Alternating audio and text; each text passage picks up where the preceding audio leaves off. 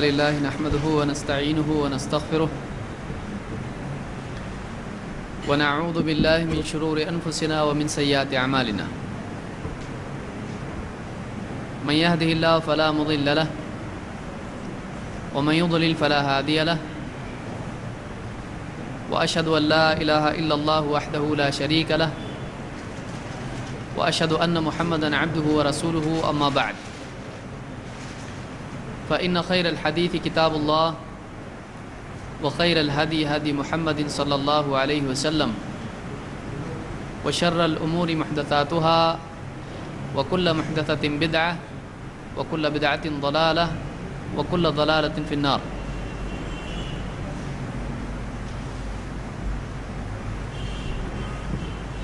قال النبي صلى الله عليه وسلم وإن لولدك عليك حقا.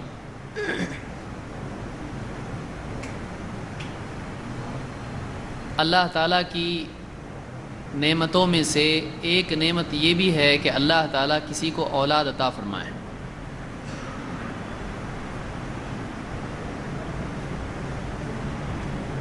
اولاد کا ملنا یہ ہے کہ ایک انسان کے مرنے کے بعد اس کی نیکیوں کا سلسلہ جاری رہے. ایک آدمی کے ہاں جب اولاد ہوتی ہے تو پال پوس کر ان کو بڑا کرتا ہے. اولاد پر خرچ کرنا، اولاد کی تربیت کرنا، تکلیفوں سے ان کو بچانا، ان کو ادب سکھانا، ان کو دین سکھانا، ان کو زندگی کے اصول سکھانا،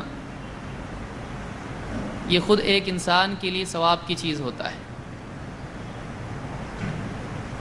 پھر اس کے بعد جب انسان دنیا سے چلا جاتا ہے اور اپنے پیچھے نیک اولاد چھوڑ جاتا ہے تو اولاد مرنے کے بعد، ماں باپ کے مرنے کے بعد ان کے احسانات کو یاد کر کے اللہ کے ہاں ان کی مغفرت اور ان کی نجات کے لیے خود ان کے لیے دعا کرتی ہے. اور نیک اولاد جو عمل کرتی ہے اگر اس کی دینداری میں والدین کا دخل ہو تو یقیناً مرنے کے بعد بھی اس کے اعمال میں والدین کا حصہ ہوتا ہے. اس اعتبار سے اسلام میں اولاد کی بہت اہمیت ہے اور اسلام نے تجرد کو پسند نہیں کیا ہے. ایک آدمی اکیلا رہے، نکاح نہ کرے اور بس اسی طرح سے زندگی گزار کے دنیا سے چلا جائے، یہ چیز اسلام میں پسندیدہ نہیں ہے. اگر سارے ہی لوگ ایسا سوچیں تو دنیا میں انسانوں کی نسل ختم ہو جائے گی. اسلام میں نکاح اور اولاد والی زندگی کو پسند کیا گیا ہے، اور نہ صرف یہ کہ پسند کیا گیا ہے بلکہ حدیث میں اللہ کے نبی صلی اللہ علیہ وسلم نے فرمایا، جس کو امام مسلم وغیرہ نے روایت کیا اور غالباً بخاری میں بھی ہے، کہ ایک انسان کا اپنی بیوی سے صحبت کرنا بھی صدقہ ہے، اس پر بھی اس کو صدقے کا ثواب ملتا ہے. تو اس اعتبار سے نکاح اور اولاد کی اسلام میں اہمیت صرف اس اعتبار سے نہیں ہے کہ انسانیت کا کارواں چلتا رہے، بلکہ اس اعتبار سے بھی ہے کہ ایک انسان ذمہ داریاں اٹھا کر اللہ کی ذمہ داری، اللہ کا بندہ ہونے کے اعتبار سے ذمہ داری ایک طرف ادا کرے، اور اسی طرح سے اپنے ماتحت اور اپنے ساتھ والوں کے حقوق ادا کرے، اور دین میں حقوق العباد اور حقوق اللہ ان دونوں کا اہتمام کرتے ہوئے اپنی زندگی کو قیامت کے دن ترازو میں، میزان میں تلنے کے اعتبار سے کامیاب ترین زندگی بنائے. اسلام میں ایسا نہیں کہ صرف اللہ اللہ کرتے رہے آدمی مسجد میں جا کے بیٹھ جائے. اور اسلام میں یہ بھی نہیں ہے کہ آدمی بس بیوی بچے ماں باپ بھائی بہن ان کی ذمہ داری ادا کرے اور اللہ کو بھول جائے۔ دینداری کا کمال یہ ہے کہ ایک طرف ایک انسان اللہ کا حق ادا کرے اور اسی کے ساتھ دوسری طرف اللہ کے بندے جن بندوں کا اس پر حق ہے ان کے حق ادا کرتا رہے۔ انہی میں انسان کی اولاد بھی ہے۔ اسی لیے اللہ کے نبی صلی اللہ علیہ وسلم نے ایک حدیث میں فرمایا وَإِنَّ لِوَلَدِكَ عَلَيْكَ حَقًّا، کہ تیرے اوپر تیری اولاد کا بھی حق ہے، تجھ پر تیری اولاد کا حق ہے۔ اس حدیث کو امام مسلم نے روایت کیا ہے۔ اور بچے کے پیدا ہونے کے بعد ہی سے اس کا سلسلہ شروع ہو جاتا ہے۔ ذمہ داریاں ویسے تو ولادت سے پہلے ہی شروع ہو جاتی ہیں، لیکن اسلامی اعمال جو شریعت میں آئے ہیں بچے کے پیدا ہونے کے بعد ہی سے اس کی ذمہ داری شروع ہو جاتی ہے۔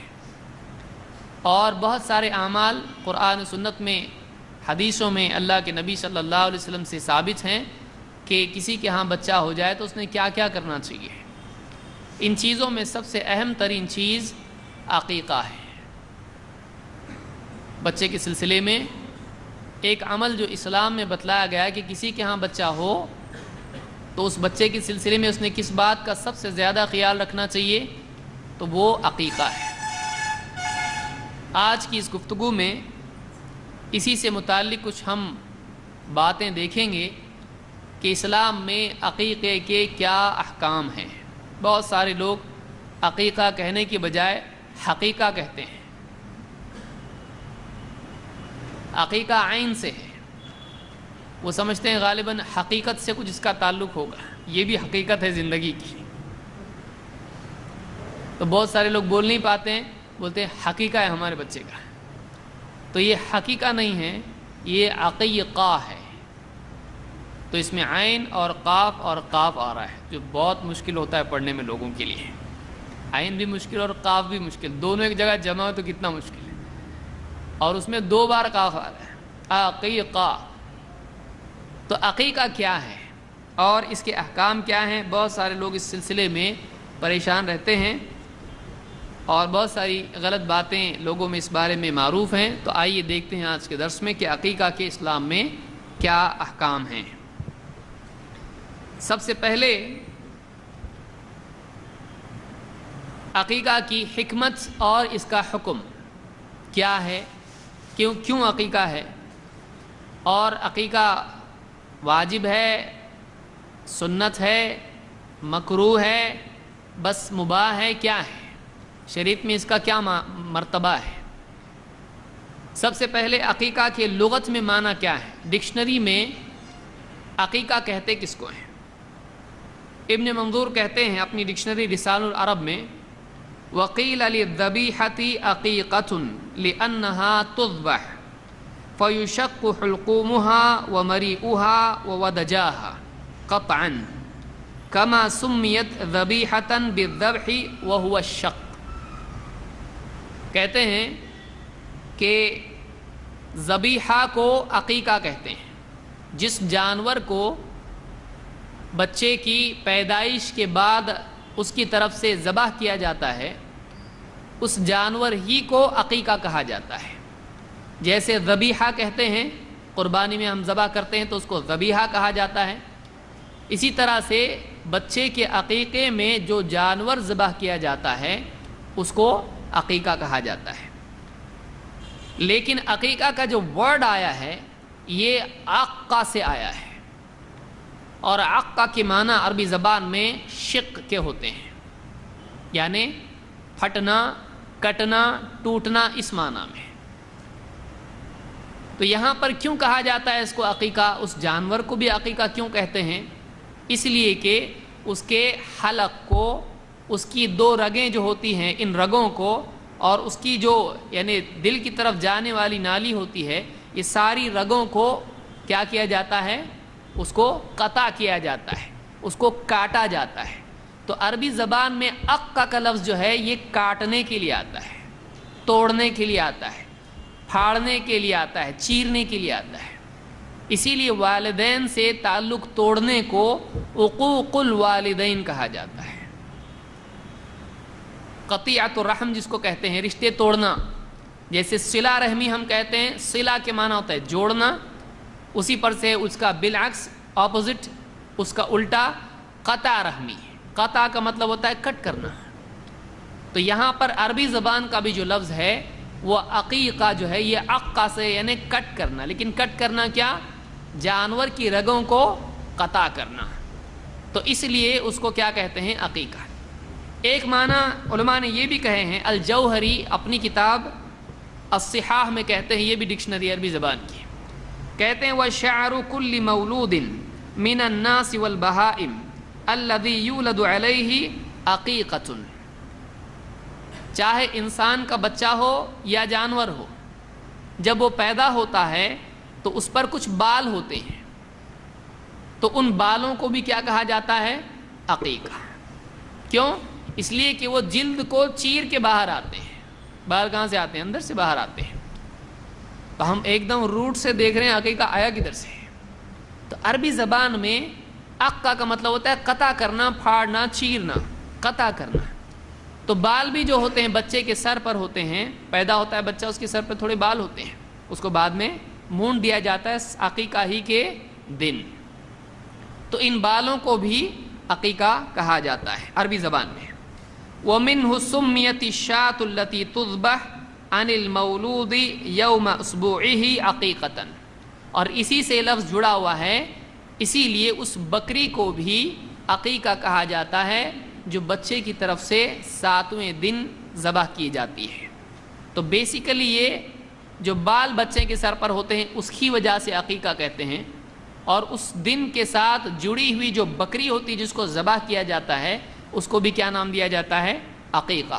جیسے ذبیحہ ہے ویسے عقیقہ ہے. اور حدیث میں خود اللہ کے نبی صلی اللہ علیہ وسلم نے اس ذبح کرنے والی کی جانے والی بکری کو عقیقہ کہا گیا. آپ صلی اللہ علیہ وسلم نے خود عقیقہ کا لفظ اس کے لیے استعمال کیا ہے. مثال کے طور پر امام الطبرانی نے الکبیر میں ایک روایت نقل کی ہے، اللہ کے نبی صلی اللہ علیہ وسلم نے فرمایا عن الغلام عقیقتان وعن الجاریۃ عقیقۃ. لڑکے کی طرف سے 2 عقیقے ہیں اور لڑکی کی طرف سے 1 عقیقہ ہے. آپ بولیں گے نیا معلوم پڑا اپنے کو کہ 1 عقیقہ کرنا کہ 2. تو عقیقہ بنیادی طور پر ایک ہی ہے، لیکن یہاں پر جو عقیقتان کا لفظ آیا ہے یعنی 2 ذبح کیے جانے والے جانور لڑکے کی طرف سے، اور 1 جانور کس کی طرف سے؟ لڑکی کی طرف سے. یعنی اس ہر جانور کو کیا کہا گیا؟ عقیقہ. کہ لڑکے کی طرف سے 2 عقیقے یعنی 2 بکریاں اور لڑکی کی طرف سے 1.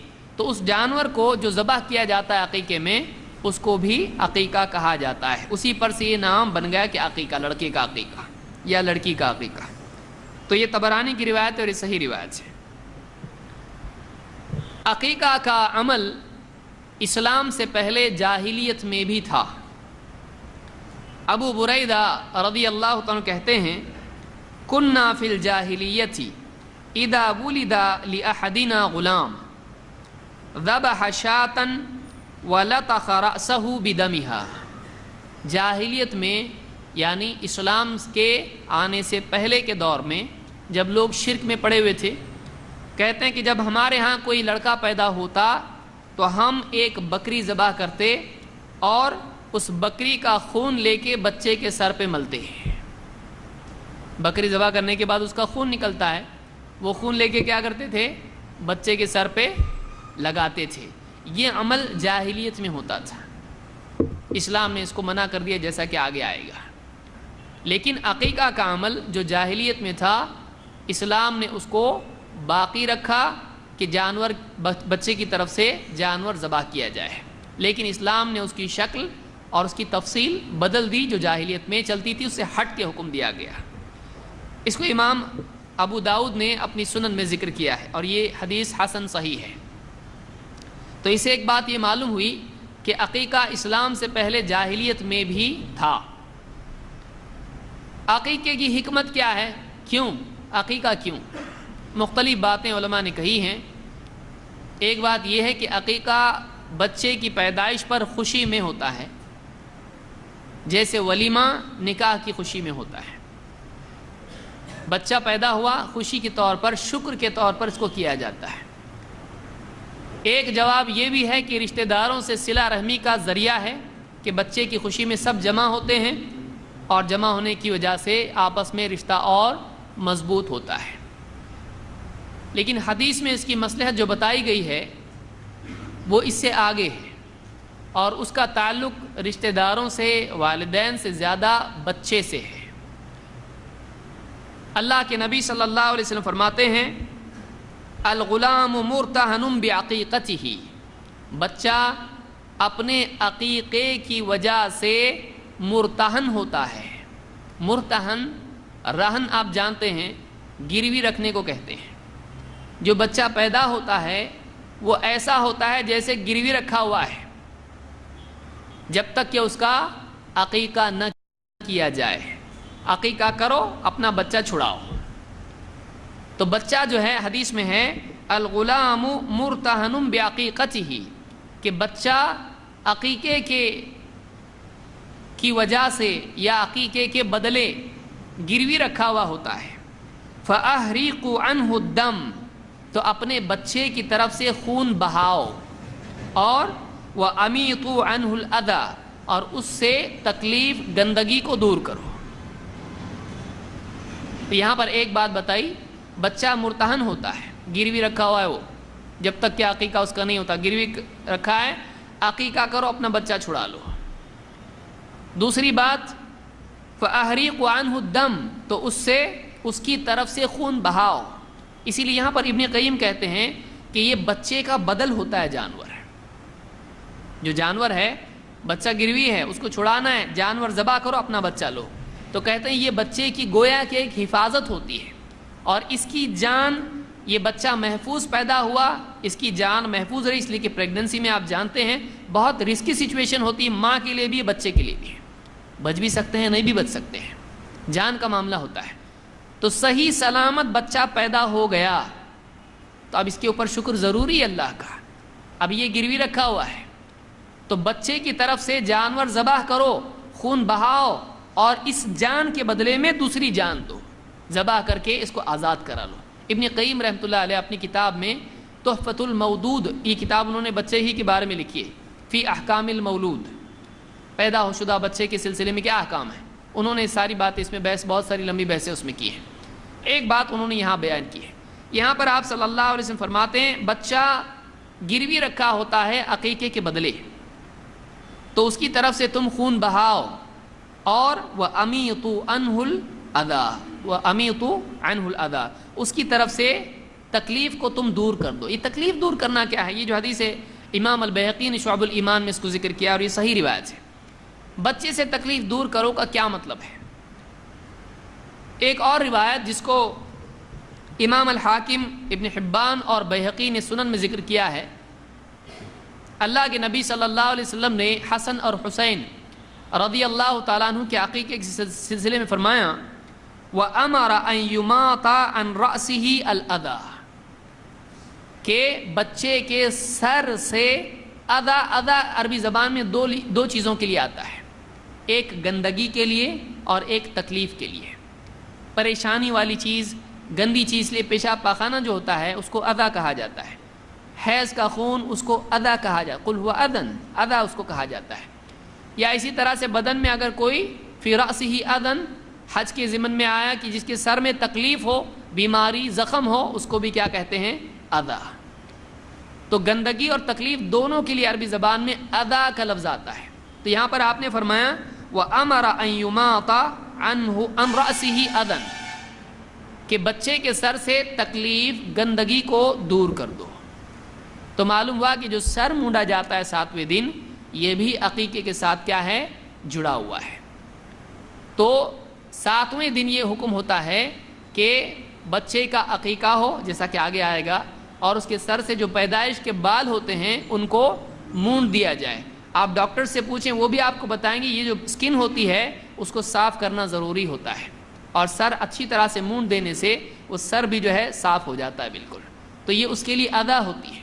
بعض بچوں کو دیکھا گیا کہ ان کے سر نہیں مونڈا جاتا ہے تو سر میں بہت ساری گھموریاں اور بہت کچھ پریشانیاں ان کو ہو جاتی ہیں، تو سر مونڈ دینے سے سر کلین ہو جاتا ہے، اس لیے کہ وہ سکن کے ساتھ اس طرح سے نکل جاتا ہے سب کچھ۔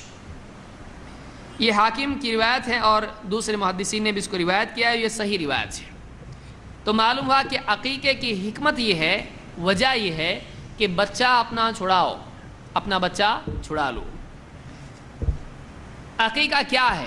سنت ہے، مستحب ہے، واجب ہے، حرام ہے، حلال ہے، کیا ہے؟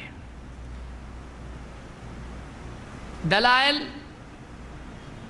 اور علماء کا قول، عام طور سے علماء اس طرف گئے ہیں کہ عقیقہ سنت ہے، لازم نہیں ہے، اور بعض علماء اس طرف گئے ہیں کہ عقیقہ مکروہ ہے، نہیں کرنا چاہیے۔ امام ابو حنیفہ اور صاحبین دونوں کا قول یہ ہے کہ مکروہ ہے، عقیقہ نہیں کرنا چاہیے، بہت ہوا تو ٹھیک ہے کرنا ہے کرو، لیکن نہیں کرنا اچھا ہے۔ اسی لیے بہت سارے ابتدائی مرحلے میں شروع کے حنفی علماء اس کو نہیں کہتے تھے، لیکن ملا علی قاری اور دوسرے علماء نے بعد میں کہا کہ نہیں، مولانا عبدالحی لکھنوی وغیرہ نے کہا کہ نہیں کرنا چاہیے عقیقہ، اس لیے کہ اس کے دلائل ہیں۔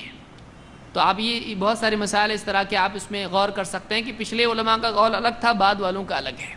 امام ابو حنیفہ عقیقے کے قائل نہیں ہیں، اسی طرح سے امام ابو حنیفہ کے شاگرد وہ بھی عقیقے کے قائل نہیں ہیں، انہوں نے کتاب الآثار وغیرہ میں لکھا ہے کہ نہیں کرنا چاہیے عقیقہ، لیکن دلیل کے اعتبار سے عقیقہ لازم ہے، کمپلسری ہے، چاہے آپ اس کو فرض کہیں چاہے آپ اس کو واجب کہیں، عقیقہ لازم ہے۔ کیا دلیل ہے؟ دلیل نمبر 1 یہی کہ اللہ کے نبی صلی اللہ علیہ وسلم نے کہا تمہارا بچہ الغلام مرتہن بعقیقتہ، ترمذی حاکم کی روایت ہے کہ بچہ اپنے عقیقے کے بدلے مرتہن ہوتا ہے، وہ رہن ہے، اس کو چھڑانا ہے، اس کو چھڑانا ضروری ہے۔ تو معلوم ہوا کہ اگر نہیں چھڑائیں گے وہ مرتہن ویسی رہے گا، تو اس کو چھڑانا ضروری ہے۔ یہ ترمذی اور حاکم کی روایت ہے، لیکن یہ اتنی واضح نہیں ہے۔ کوئی آدمی کہہ سکتا ٹھیک ہے نہیں چھڑائیں گے ہم چھوڑ دیں گے، لیکن ہر آدمی سمجھتا ہے کہ مرتہن اس کو بچانا ضروری ہے، اس کو لینا ضروری ہے۔ اپنا بچہ چھوڑ کے جا سکتا ہے کسی کے پاس؟ اس کو لینا ضروری ہے، آدمی اس کو ضروری سمجھتا ہے کہ اپنا بچہ اگر کہیں گروی ہو تو چھڑائیں گے کہ نہیں چھڑائیں گے؟ آپ چھڑائیں گے، ضروری سمجھتا ہے آدمی اس کو۔ نمبر 2 مسند احمد کی روایت ہے، آپ نے فرمایا العقیقۃ حق علی الغلام، عقیقہ غلام پر حق ہے۔ عربی زبان میں اور قرآن و سنت کے دلائل میں عام طور سے حق جب آتا ہے تو اس کے معنی عام طور سے علماء نے مراد لیے ہیں کہ جہاں حق آئے کا مطلب ہے کہ لازم ہوتا ہے۔ تو یہاں کہا گیا کہ العقیقۃ حق علی الغلام، کہ بچے پر عقیقہ لازم ہے۔ اس حدیث سے بعض علماء نے یہ بھی دلیل لی کہ اصلاً عقیقہ بچے پر ہے، کیونکہ وہ کس پر حق ہے؟ غلام پر ہے۔ تو بعد میں اگر کسی کے والدین نے اس کا عقیقہ نہیں کیا ہو تب بھی عقیقہ اس پر کیا ہوتا ہے؟ باقی رہتا ہے، اس نے خود اپنا عقیقہ کرنا چاہیے۔ سمجھ میں آ رہی بات؟ دیکھیے دلائل کیسے ہیں اور ان سے کیسا مطلب لیا جاتا ہے۔ تو یہاں پر بعض علماء نے کہا کہ عقیقہ کس پر ہے، آگے آئے گا وہ۔ تو یہاں پر اس حدیث سے بعض علماء نے دلیل لی العقیقۃ حق علی الغلام، عقیقہ لڑکے پر یا بچے پر حق ہے، اس پر اللہ کی طرف سے حق ہے۔ یہ مسند احمد کی روایت ہے۔ اور آگے آئیے، عائشہ رضی اللہ تعالیٰ فرماتی ہیں ان رسول اللہ صلی اللہ علیہ وسلم امرہم عن الغلام شاتان مکافئتان وعن الجاریۃ شات۔ بعض لوگوں نے مجھ سے پوچھا آپ عقیقے میں لیں گے کیا، اتنا کیا ہے عقیقے میں؟ 2-3 لوگوں نے مجھ سے پوچھا۔ میں نے کہا عقیقے میں اتنا ہے کہ ٹائم معلوم نہیں پورا ہوگا کہ نہیں ہوگا۔ اسلام ایک ایسا دین ہے کہ آپ دیکھیے کہ ایک چھوٹی چھوٹی چیز جس کو کسی دین میں اس کا تصور نہیں ہے، اسلام میں اس کے بارے میں اتنا مواد ہے، اتنی تفصیل ہے، اتنے احکام ہیں اس کے، اتنا پیارا دین اللہ تعالیٰ نے ہم کو دیا ہے، لیکن ہم فلاں کی اور فلاں قوموں کی نقالی کر کے ان کے ساتھ وہ بندر تو ہم بھی ویسے بننے کی کوشش کریں، بہت شرم کی بات ہے۔ ہماری اپنی ایک تہذیب ہے، ہمارا ایک اپنا دین ہے، ہمارے اپنے احکام ہیں۔ ایک آدمی دین کو سیکھے اور اس کے مطابق عمل کرے۔ عقیقہ ہے اس کے بارے میں اتنا ہے، اور بہت اس کے اندر ختنہ کا تو لیا نہیں میں نے کچھ، اور اس کے الگ اس کا ایک درس الگ لینا پڑے گا. یہ صرف عقیقہ کے بارے میں ہے. ابھی بچہ پیدا ہوا ہے، 7واں دن نہیں ہے، ابھی 7ویں دن کے بارے میں اتنا ہے. اب 7 دن کے بعد جب وہ آگے بڑھے گا، اس کے دودھ کے مسائل، اس کے نسب کے مسائل، اس کے نام کے معاملات، وہ مستقل ہر موضوع کا ایک درس ہے. یاد رکھیے اس کو. صرف نام کے اوپر ایک درس ہو سکتا ہے، اس کی ختنہ کے بارے میں ایک درس ہوگا. تو ایسا ہر موضوع کے اوپر مستقل، یعنی علماء نے کتابیں لکھی ہیں اور اتنا مواد اسلام میں ہے. افسوس یہ ہے کہ اس دور میں آ کے آدمی neutron, proton, electron, photon, micron اور کیا کیا کون سا کون کر رہا ہے. لیکن ہمارا نبی کون، ہم کو اللہ کون، کچھ معلوم نہیں اس کو. باقی سب کون معلوم ہے اس کو. تو آج اس دور میں آ کے جب ایک انسان ایٹم کو توڑ کے اور اندر جا رہا ہے لیکن دین چھوڑ کے جا رہا ہے، صحیح ہے، ایٹم کو توڑ کے اس کے اندر جا رہا ہے، دین چھوڑ کے باہر جا رہا ہے. کہاں جا رہا ہے، کیا ہوگا؟ بہت افسوس. اور ذلت، مسلمانوں کی ذلت کے بڑے اسباب میں سے یہ بھی ہے. جتنا آدمی دین سے بھاگے گا اتنا عزت اس سے بھاگے گی. جتنا آدمی دین سے حضرت عمر کا قول یاد رکھیے. یہ ضمن ذہن میں آ جاتی ہے کچھ بات ایسی تو اچھا لگتا بولنے کو. حضرت عمر نے کیا کہا تھا؟ ہم ذلیل تھے، اللہ تعالیٰ نے اس اسلام کے ذریعے سے ہم کو عزت دی. اگر ہم اسلام کی بجائے کسی اور چیز کے ذریعے سے عزت حاصل کرنا چاہیں گے اللہ پھر سے ہم کو ذلیل کر دے گا. حضرت عمر نے جو جملہ کہا تھا ہم اس کی مثال ہیں. ہم اس کا، یعنی اس کو واقعی صحیح ہے کہ نہیں، اس کی ویریفیکیشن ہم سے کیا جا سکتا ہے. آج مسلمانوں کے حال سے اس قول کو ویریفائی کر سکتے ہیں. اللہ تعالیٰ مسلمانوں کو جاگنے کی توفیق عطا فرمائے. تو یہاں پر اللہ کے رسول صلی اللہ علیہ وسلم کی اس حدیث سے معلوم ہوتا ہے کہ آپ نے عقیقہ کا حکم دیا ہے، اور جس چیز کا اللہ کے نبی صلی اللہ علیہ وسلم حکم دے دیں وہ لازم ہوتا ہے. اس کو میں بعد میں سمجھاتا ہوں. حدیث کیا ہے؟ فرماتی ہیں ان رسول اللہ صلی اللہ علیہ وسلم امرہم، لوگوں کو اللہ کے نبی صلی اللہ علیہ وسلم نے حکم دیا، عن الغلام شاتان مکافئتان، لڑکے کی طرف سے 2 برابر کی بکریاں ذبح کیے جائیں گی. لڑکے کی طرف سے 2 برابر بکریاں، ایکول، اس پہ میں بعد میں آؤں گا. وعن الجاریۃ شاۃ، اور لڑکی کی طرف سے 1 بکری. تو اس کا آپ نے کیا کیا؟ حکم دیا. حکم دینے سے وہ چیز لازم ہو جاتی ہے. یہ حدیث ترمذی کی اور صحیح روایت ہے. حکم دینے سے لازم ہوتا ہے کہ کیا دلیل ہے؟ قرآن میں بھی حدیث میں بھی ہے. اللہ تعالیٰ فرماتا ہے فَلْيَحْذَرِ الَّذِينَ يُخَالِفُونَ عَنْ أَمْرِهِ أَن تُصِيبَهُمْ فِتْنَةٌ، جو لوگ اس رسول کے حکم کی خلاف ورزی کرتے ہیں ان کو ڈرنا چاہیے کہ کہیں ان پہ فتنہ نہ آ جائے. او یصیبہم عذاب علیم، کہیں ایسا نہ ہو، انہیں ڈرنا چاہیے کہ کہیں ان پر عذاب نہ آ جائے. تو رسول کے حکم کی خلاف ورزی، رسول کے حکم کی مخالفت کرنے پر ڈرایا اللہ نے. تو معلوم ہے رسول کا حکم لازم ہوتا ہے. نمبر 2، حدیث سے دلیل کیا ہے؟ حکم لازم ہوتا ہے. اللہ کے نبی صلی اللہ علیہ وسلم نے فرمایا لولا ان اشق علی امتی لامرتهم بالسواک عند کل صلاۃ، اگر میری امت پر مشقت کا ڈر نہیں ہوتا، اگر یہ ڈر نہیں ہوتا کہ امت پر یہ چیز بہت بھاری ہو جائے گی، عمل کرنا مشکل ہو جائے گا، عمل نہیں کریں گے تو گناہ گار ہو جائیں گے، اگر امت پر مشقت کا ڈر نہیں ہوتا تو میں ہر نماز کے وقت ان کو مسواک کا حکم دیتا. حکم کیوں نہیں دیا؟ حکم دیں گے تو لازم ہوگا، لازم ہوگا تو ہر وقت کرنا پڑے گا، نہیں کر پائیں گے تکلیف ہوگی، تکلیف گناہ ہو جائے گا. تو نہیں دیا حکم تاکہ لازم نہ ہو جائے. معلوم اللہ کہ نبی صلی اللہ علیہ وسلم اگر ایک حکم دیں تو وہ کیا ہو جاتا ہے؟ لازم ہو جاتا ہے. یہ اصول ہے. تو یہاں پر حضرت عائشہ فرماتی ہیں کہ اللہ کے نبی صلی اللہ علیہ وسلم نے مسلمانوں کو حکم دیا کہ لڑکے کی طرف سے 2 بکریاں، لڑکی کی طرف سے 1 بکری. یہ ترمذی کی روایت ہے. اور اسی طرح سے ایک روایت میں جو اس سے پہلے گزری، بخاری کی روایت میں آپ نے فرمایا مع الغلام عقیقہ، ہر بچے کے ساتھ عقیقہ ہے. تو اس کو یہ الفاظ خود بتا رہے ہیں، بچے کے ساتھ عقیقہ ہے. مع الغلام عقیقہ، ہر بچے کے ساتھ عقیقہ ہے. فأہریقوا عنہ دما، تو اس کی طرف سے خون بہاؤ، یہ حکم ہے. بچے کی طرف سے کیا کرو؟ خون بہاؤ۔ اس کو امام البخاری نے روایت کیا ہے۔ اس حدیث سے بعض لوگوں نے دلیل لی کہ بس خون بہانا کافی ہے، پھر چاہے وہ چھوٹا جانور ہو، بڑا جانور ہو، کچھ بھی ہو، چاہے حصہ ہو، میں اس پہ آگے آؤں گا۔ لیکن یہ دلیل یاد رکھیں، آگے جا کے ہم اس کا محاسبہ کریں گے کہ واقعی یہ معنی ہے یا نہیں ہے۔ بعض علماء یہ کہتے ہیں کہ نہیں، عقیقہ واجب نہیں ہے، عقیقہ مستحب ہے۔ ان کی کیا دلیل ہے؟ کیونکہ ہم وہ بھی دیکھیں گے تو بات واضح ہو جائے گی۔ عبداللہ ابن عمر رضی اللہ عنہ فرماتے ہیں سئل رسول اللہ صلی اللہ علیہ وسلم عن العقیقہ، اللہ کے رسول صلی اللہ علیہ وسلم سے عقیقہ کے بارے میں پوچھا گیا۔ فقال لا يحب اللہ العقوق، آپ نے فرمایا کہ اللہ تعالیٰ عقوق کو پسند نہیں کرتا ہے۔ یہی وہ دلیل ہے جس کی وجہ سے بعض علماء اس طرف گئے کہ عقیقہ مکروہ ہے، لیکن انہوں نے اس کو سمجھنے میں غلطی کی ہے۔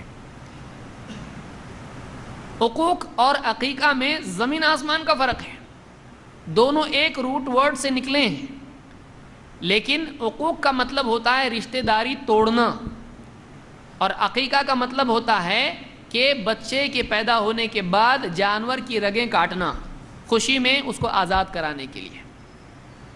آپ صلی اللہ علیہ وسلم نے یہ نہیں کہا کہ عقیقہ میں پسند نہیں کرتا، کیونکہ یہ جو دلائل ہم نے دیکھے ہیں، یہ دلائل کیا ہیں؟ خود بتا رہے ہیں کہ آپ نے حکم دیا ہے اس کا اور آپ نے عمل کیا اس کے اوپر۔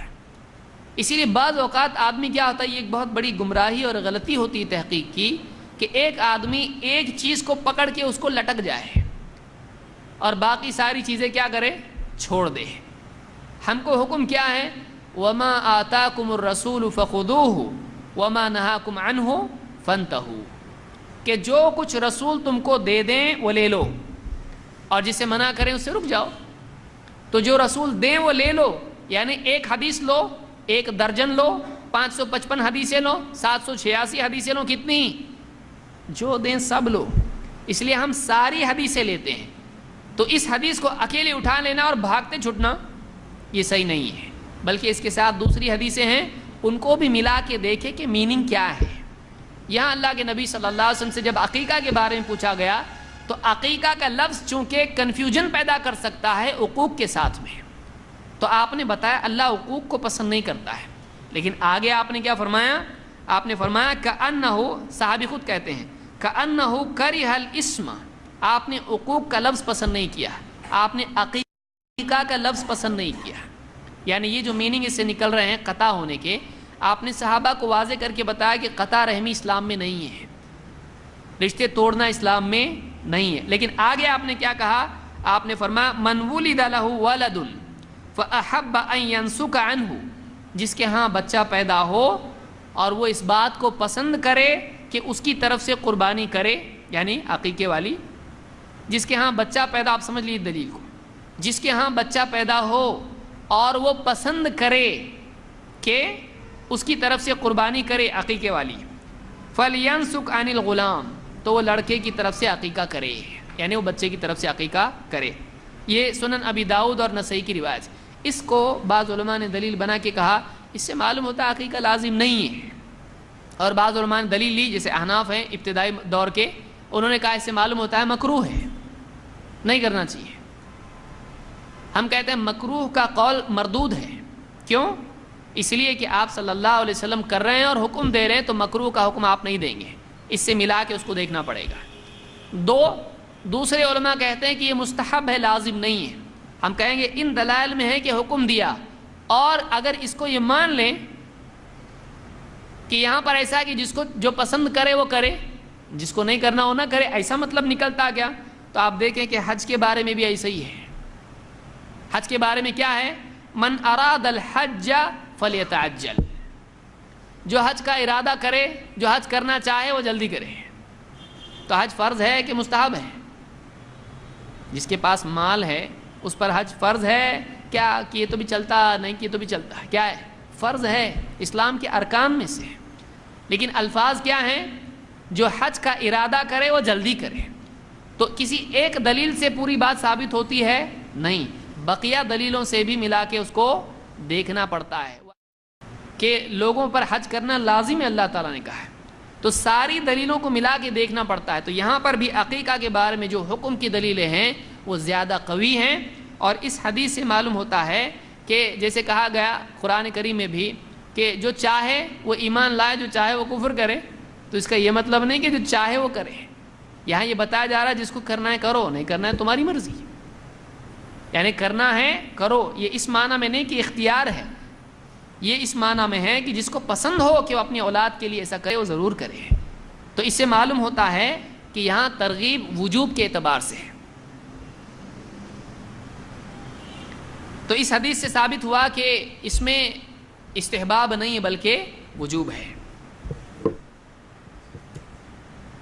اور بچے کا مرتہن ہونا خود اس کو مزید واضح کرتا ہے کہ بچہ مرتہن ہوتا ہے. یہ اس اعتبار سے ہے کہ بچہ یعنی اس کو چھڑانا ضروری ہے.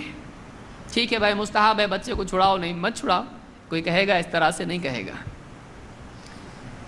کیا عقیقہ کی بجائے صرف صدقہ چل جائے گا؟ کوئی آدمی کہہ سکتا ہے کہ بھائی اتنا جانور ذبح کرنے کی کیا ضرورت ہے، لوگوں کو کھلاؤ کھانا، ویفرز کھلاؤ، مٹھائی کھلاؤ، لڑکی جلیبی کھلاؤ، لڑکا ہے لڈو کھلاؤ، پیڑے کھلاؤ. تو کھلا دینے میں کیا جاتا ہے؟ ذبح کرنا ہی ضروری کیوں؟ جیو ہتیا کیوں؟ ایک جان ہے بیچاری اچھی، اس کے لیے دوسری جان کیوں؟ جان بناؤ جان بڑھاؤ. تو ایسا اگر کسی کا کہنا ہو تو اس کے لیے اس کے پاس دلیل بھی ہے. بعض لوگوں نے اس سے بھی شبہ ہوتا ہے کہ واقعی عقیقہ لازم ہے یا صدقہ کی، یہ تو بھی چلتا ہے. بعض لوگ اس دلیل کی وجہ سے غلط فہمی میں پڑے. کیا دلیل ہے؟ ان ابی رافع، ابو رافع سے روایت ہے، مولا رسول اللہ صلی اللہ علیہ وسلم، جو مولا ہیں اللہ کے رسول صلی اللہ علیہ وسلم کے، ان الحسن ابن علی لما ولد، جب حضرت علی کے بیٹے حسن پیدا ہوئے، ارادت امہ فاطمہ ان تعق عنہ بکبشین، حضرت علی کی بیوی آپ صلی اللہ علیہ وسلم کی بیٹی فاطمہ رضی اللہ تعالیٰ نے ان کی طرف سے 2 بکریاں یا 2 بھیڑ ذبح کرنے کا، مینڈے ذبح کرنے کا ارادہ کیا. فقال لا تعقی عنہ، آپ صلی اللہ علیہ وسلم نے کہا عقیقہ مت کرو، اس کا عقیقہ مت کرو. ولیکن احلقی شعر رأسہ، بلکہ بس اتنا کرو کہ اس کا سر مونڈ دو، سر کے بال مونڈ دو، عقیقہ مت کرو.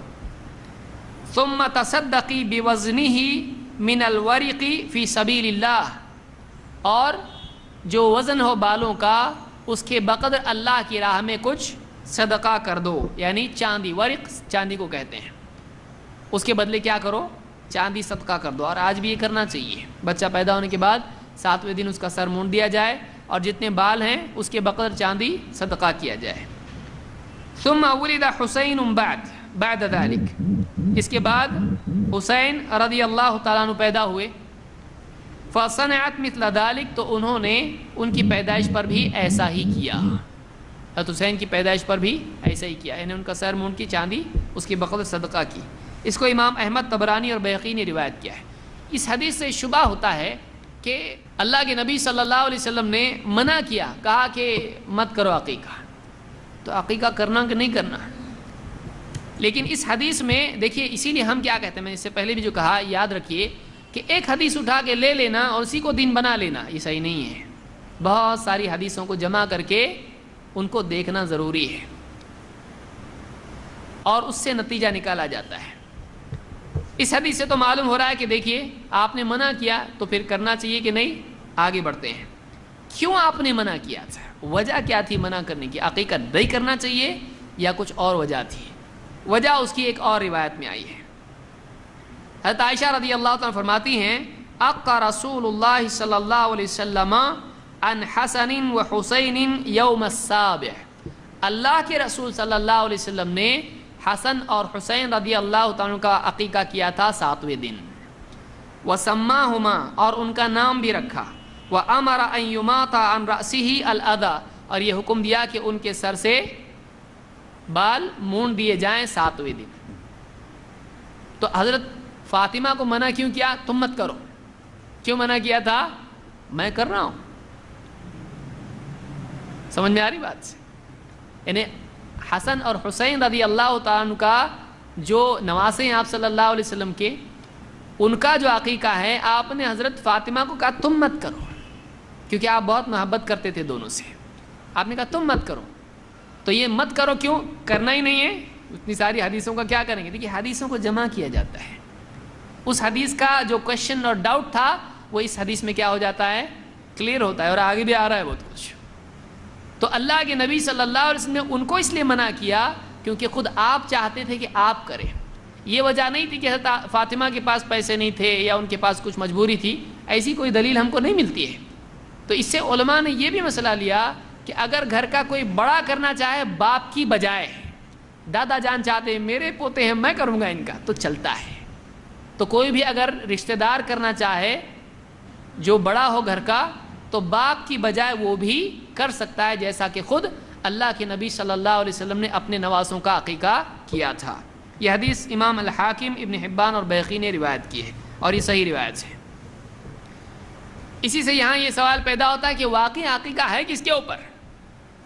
تو اس سے ایک تو پہلے روایت ہم نے دیکھی کہ وہ بچے پر ہے، لیکن حدیث سے اس سے پہلے ایک اور روایت ہم نے دیکھی، اس سے معلوم ہوتا ہے کہ اصلاً بچے پر ہے، لیکن بچہ چونکہ اس کو تو اپنا نام بھی معلوم نہیں، وہ کیا عقیقہ کرے گا؟ باپ کو بولے گا کر رہے کہ نہیں میرا عقیقہ؟ باپ بھاگ جائے گا. تو باپ کو ذمہ دار بنایا گیا ہے بچے کے سلسلے میں، تو اصلاً وہ بچے پر ہے لیکن اس کی کفالت باپ کے ذمہ ہوتی ہے، اس لیے باپ نے کرنا چاہیے. اسی لیے حدیث میں کیا ہے؟ ابو داؤد اور نسائی کی روایت میں من ولد له ولد فاحب ان ينسك عنه، جس کے ہاں بچہ پیدا ہو اور وہ یہ پسند کرتا ہو کہ اس کی طرف سے وہ عقیقہ کرے، فلینسک عن الغلام، تو بچے کی طرف سے باپ کیا کرے؟ غلام، یعنی غلام کی طرف سے، یعنی بچے، غلام عربی زبان میں بچے کے لیے آتا ہے. آپ بولیں گے غلام غلام بار بار آ رہے، بچہ بچہ بول رہے ہیں، تو غلام کی طرف سے عقیقہ ہے، بچے کی طرف سے نہیں، ایسا نہیں ہے. غلام عربی زبان میں کیا کہتے ہیں؟ بچے اور لڑکے کو کہتے ہیں. تو آپ نے فرمایا کہ جو آپ، اب ایک سوال آپ کے ذہنوں میں ابھی فوراً آیا ہوگا، پھر لڑکی کی طرف سے ہے کہ نہیں ہے، تو وہ بھی آگے آئے گا. تو آپ نے فرمایا کہ جس کے ہاں بچہ پیدا ہو، لڑکا بیٹا پیدا ہو، اور وہ پسند کرے اس کی طرف سے قربانی، اس کو چاہیے کہ وہ بچے کی طرف سے عقیقہ کرے. یہ روایت صحیح ہے، ابو داؤد و نسائی کی روایت ہے. تو ایک بات یہ معلوم ہوئی کہ اصل میں بچے پر ہے اور اس کی طرف سے باپ نے کرنا ہے. کیا باپ کی بجائے کوئی اور کر سکتا ہے؟ چچا ہے یا ماموں ہے، نانا ہے، دادا ہے. ایک تو دلیل آپ دیکھ چکے ہیں کہ خود اللہ کے نبی صلی اللہ علیہ وسلم نے حسن اور حسین رضی اللہ عنہ کی طرف سے عقیقہ کیا تھا. بعض علماء نے کچھ اور روایتوں کی بنیاد پر کہا کہ کوئی بھی کرے تو عقیقہ ہو جاتا ہے. کیوں؟ اس لیے کہ حدیث میں کیا ہے؟ کل غلام رہینۃ بعقیقتہ، ہر بچہ اپنے عقیقے کے بدلے گروی ہوتا ہے. یذبح عنہ یوم سابعہ، تو 7ویں دن اس کی طرف سے جانور ذبح کرنا چاہیے. ویحلق رأسہ ویسمى، اور اس کا سر موڑنا چاہیے اور اس کا نام رکھنا چاہیے. تو علماء نے کہا کہ اگر وہ گروی ہے تو باپ کی بجائے کوئی اور چھڑائے تو گروی سے نکل سکتا ہے کہ نہیں نکل سکتا ہے. جہاں پر یہ کہا گیا کہ رہینت ہے، اور حدیث میں یہ نہیں آیا کہ کس نے کرنا چاہیے، بلکہ یہاں پر آیا کہ اس کی طرف سے عقیقہ کیا جائے.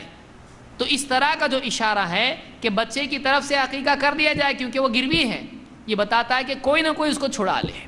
اسی لیے عام طور سے علماء نے کہا اس میں کوئی خلاف نہیں ہے کہ کوئی بھی اگر دوسرا بچے کی طرف سے، چچا، نانا، بلکہ کوئی رشتہ دار اگر اس کی طرف سے عقیقہ کرتا ہے تو اس کا عقیقہ ادا ہو جاتا ہے، کوئی حرج اس میں نہیں ہے. اسی لیے بعض لوگ پوچھتے ہیں کہ بیوی کا عقیقہ کر سکتے کیا؟ تو اگر کسی کا عقیقہ نہیں ہوا ہے اور شوہر اس کی طرف سے کر دیتا ہے تو یہ ادا ہو جاتا ہے، اس نے چھڑا لیا. یہ حدیث مسند احمد، ابو داؤد، نسائی، ابن ماجہ اور حاکم میں موجود ہے. ایک اور روایت ہے جس میں مزید وضاحت ہوتی ہے، کیونکہ پچھلی روایت سے دوسری کتاب میں روایت ہے. ابن عباس رضی اللہ عنہ کہتے ہیں، پچھلی حضرت عائشہ کی تھی، یہ حضرت ابن عباس کی روایت ہے. کہتے ہیں کہ عق رسول اللہ صلی اللہ علیہ وسلم عن الحسن والحسین رضی اللہ عنہما بکبشین کبشین. اللہ کے رسول صلی اللہ علیہ وسلم نے حسن اور حسین رضی اللہ عنہما کی طرف سے کبشین عقیقے میں ذبح کی. کبش کہتے ہیں بھیڑ کو، دمبا، مینڈھا. تو اللہ کے نبی صلی اللہ علیہ وسلم نے حسن و حسین رضی اللہ تعالیٰ عنہ کی طرف سے کیا کیے؟ 2 بھیڑ یا مینڈے ذبح کیے. اسی کئی باتیں معلوم ہوئی. نمبر 1، مینڈا بھی ذبح کیا جا سکتا ہے، مینڈا ذبح کیا جا سکتا ہے. دوسری بات، ایک سے زیادہ بچے کی طرف سے آپ صلی اللہ علیہ وسلم نے اپنے نواسوں کی طرف سے یعنی ان کا عقیقہ کیا، اور آپ نے 2 مینڈے دونوں کی طرف سے ذبح کیے، یعنی لڑکوں کی طرف سے کتنے ہوئے؟ 2. یہ نسائی کی روایت ہے اور صحیح روایت ہے. بعض روایتوں میں آیا کہ ایک بھی جانور اگر ذبح کرتے ہیں تو چلتا ہے، اور بعض صحابہ سے بھی عمل ملتا ہے کہ اگر ایک بکری ذبح کر دیں تو بھی چلتا ہے. اس سلسلے میں صحیح بات کیا ہے؟ صحیح بات یہی ہے کہ اللہ کے نبی صلی اللہ علیہ وسلم کا حکم اور آپ صلی اللہ علیہ وسلم کا عمل دونوں یہ بتاتے ہیں کہ 2 بکریاں ہونی چاہیے. بکرے یا بکری وہ آگے ہم آئیں گے. یعنی 2 جانور ایک بچے کی طرف سے ہونے چاہیے، لڑکے کی طرف سے، اور لڑکی کی طرف سے 1 ہونا چاہیے. یہ فرق اسلام نے رکھا ہے، لڑکی کی طرف سے 1 اور لڑکے کی طرف سے 2. لیکن بعض روایتوں میں آیا ہے، جہاں تک کہ صحابہ کا معاملہ ہے، ہم یہ بعض علماء اس طرف گئے ہیں کہ نہیں، وہ صحابہ کا قول ہے اور اللہ کے نبی صلی اللہ علیہ وسلم کے حکم کو ترجیح دی جائے گی. کیونکہ قرآن میں کیا ہے؟ لا تقدموا بین یدی اللہ ورسولہ واتقوا اللہ، اللہ اور اس کے رسول سے آگے مت بڑھو، اللہ سے ڈرو. تو معلوم ہوا کہ کسی صحابی کا فتویٰ ہو اور اللہ کے نبی صلی اللہ علیہ وسلم کا حکم ہو تو ترجیح کس کو دی جائے گی؟ اللہ کے نبی صلی اللہ علیہ وسلم کو، آپ کے حکم کو. کیوں؟ اس لیے کہ ہو سکتا ہے ان تک یہ بات نہیں پہنچی ہو، یا ہو سکتا ہے انہوں نے کسی تعویل کی وجہ سے یہ سمجھا ہو کہ یہ بھی چلتا ہے، کسی تعویل کی وجہ سے یہ سمجھا ہو کہ یہ بھی چلتا ہے، اجتہاد کی وجہ سے انہوں نے اس طرح سے سمجھا ہو. ایسی کئی مثالیں میں دے سکتا ہوں، درس لمبا ہو جائے گا. جو آدمی کہے کہ نہیں ایسا کیسا، آپ دیکھیے کہ احناف ہی میں قصر کرنا کیا ہے؟ واجب ہے کہ مستحب ہے؟ جائز ہے؟ کیا ہے؟ امام شافعی کہتے ہیں کہ قصر کرنا جائز ہے، اور اگر کوئی سفر میں پوری نماز پڑھتا ہے تو بھی چلتا ہے. اگر سفر میں ظہر کی نماز، بعضوں کو قصر ہی معلوم نہیں ہوگا، اگر سفر میں کوئی آدمی جاتا ہے تو اس پر ظہر کی نماز 4 رکعت نہیں بلکہ 2 رکعت پڑھنا فرض ہے. لیکن اس مسئلے میں اختلاف ہے. امام شافعی کہتے ہیں 2 نہیں 4 بھی پڑھا تو چلتا ہے، لیکن امام ابو حنیفہ رحمۃ اللہ علیہ کیا فرماتے ہیں؟ کہتے ہیں نہیں 4 نہیں، سفر میں وہ 4 ظہر نہیں پڑھ سکتا ہے، اور زیادہ ہے نہیں پڑھ سکتا ہے. وہ اس کو کتنی پڑھنی پڑیں گی؟ 2 ہی، 2 کمپلسری ہے. یہ امام ابو حنیفہ رحمۃ اللہ علیہ کہتے ہیں، اور ہم بھی اسی کو صحیح سمجھتے ہیں کہ کمپلسری کیا ہے؟ 2. کیوں؟ کیونکہ 2 ہی فرض ہوئی سفر میں، اور اللہ کے نبی صلی اللہ علیہ وسلم نے اپنے سفروں میں کبھی بھی 2 سے زیادہ نہیں پڑھی. یعنی ہمیشہ ظہر اور عصر آپ نے کتنی پڑھی؟ 2 ہی پڑھی ہے. لیکن حضرت عائشہ رضی اللہ تعالیٰ عنہ اور عثمان رضی اللہ تعالیٰ عنہ سفر میں 4 بھی پڑھتے تھے. تو اب حنفی حضرات اس کو تسلیم کرتے ہیں؟ نہیں، وہ نہیں مانتے اس کا، بولتے نہیں وہ ان کی تعویل تھی. اور روایت میں بھی خود ہے کہ فَأَوَّلَتْ كَمَا تَأَوَّلَ یعنی اول عثمان، کہ جیسے عثمان رضی اللہ تعالیٰ نے تعویل کی تھی، حضرت عائشہ نے بھی کچھ تعویل اور اجتہاد کیا کہ چلتا ہے، یہ لازم نہیں ہے. وہ اس کو لازم نہیں سمجھتے تھے. تو بہت ممکن ہے کہ ایک صحابی کسی چیز کو اللہ کے نبی صلی اللہ علیہ وسلم دیکھے اور اس کو لازم نہ سمجھے، اس لیے کہ دوسرے دلائل سے معلوم پڑتا ہے کہ یہ لازم ہے، حکم ہے اللہ کے نبی صلی اللہ علیہ وسلم کا.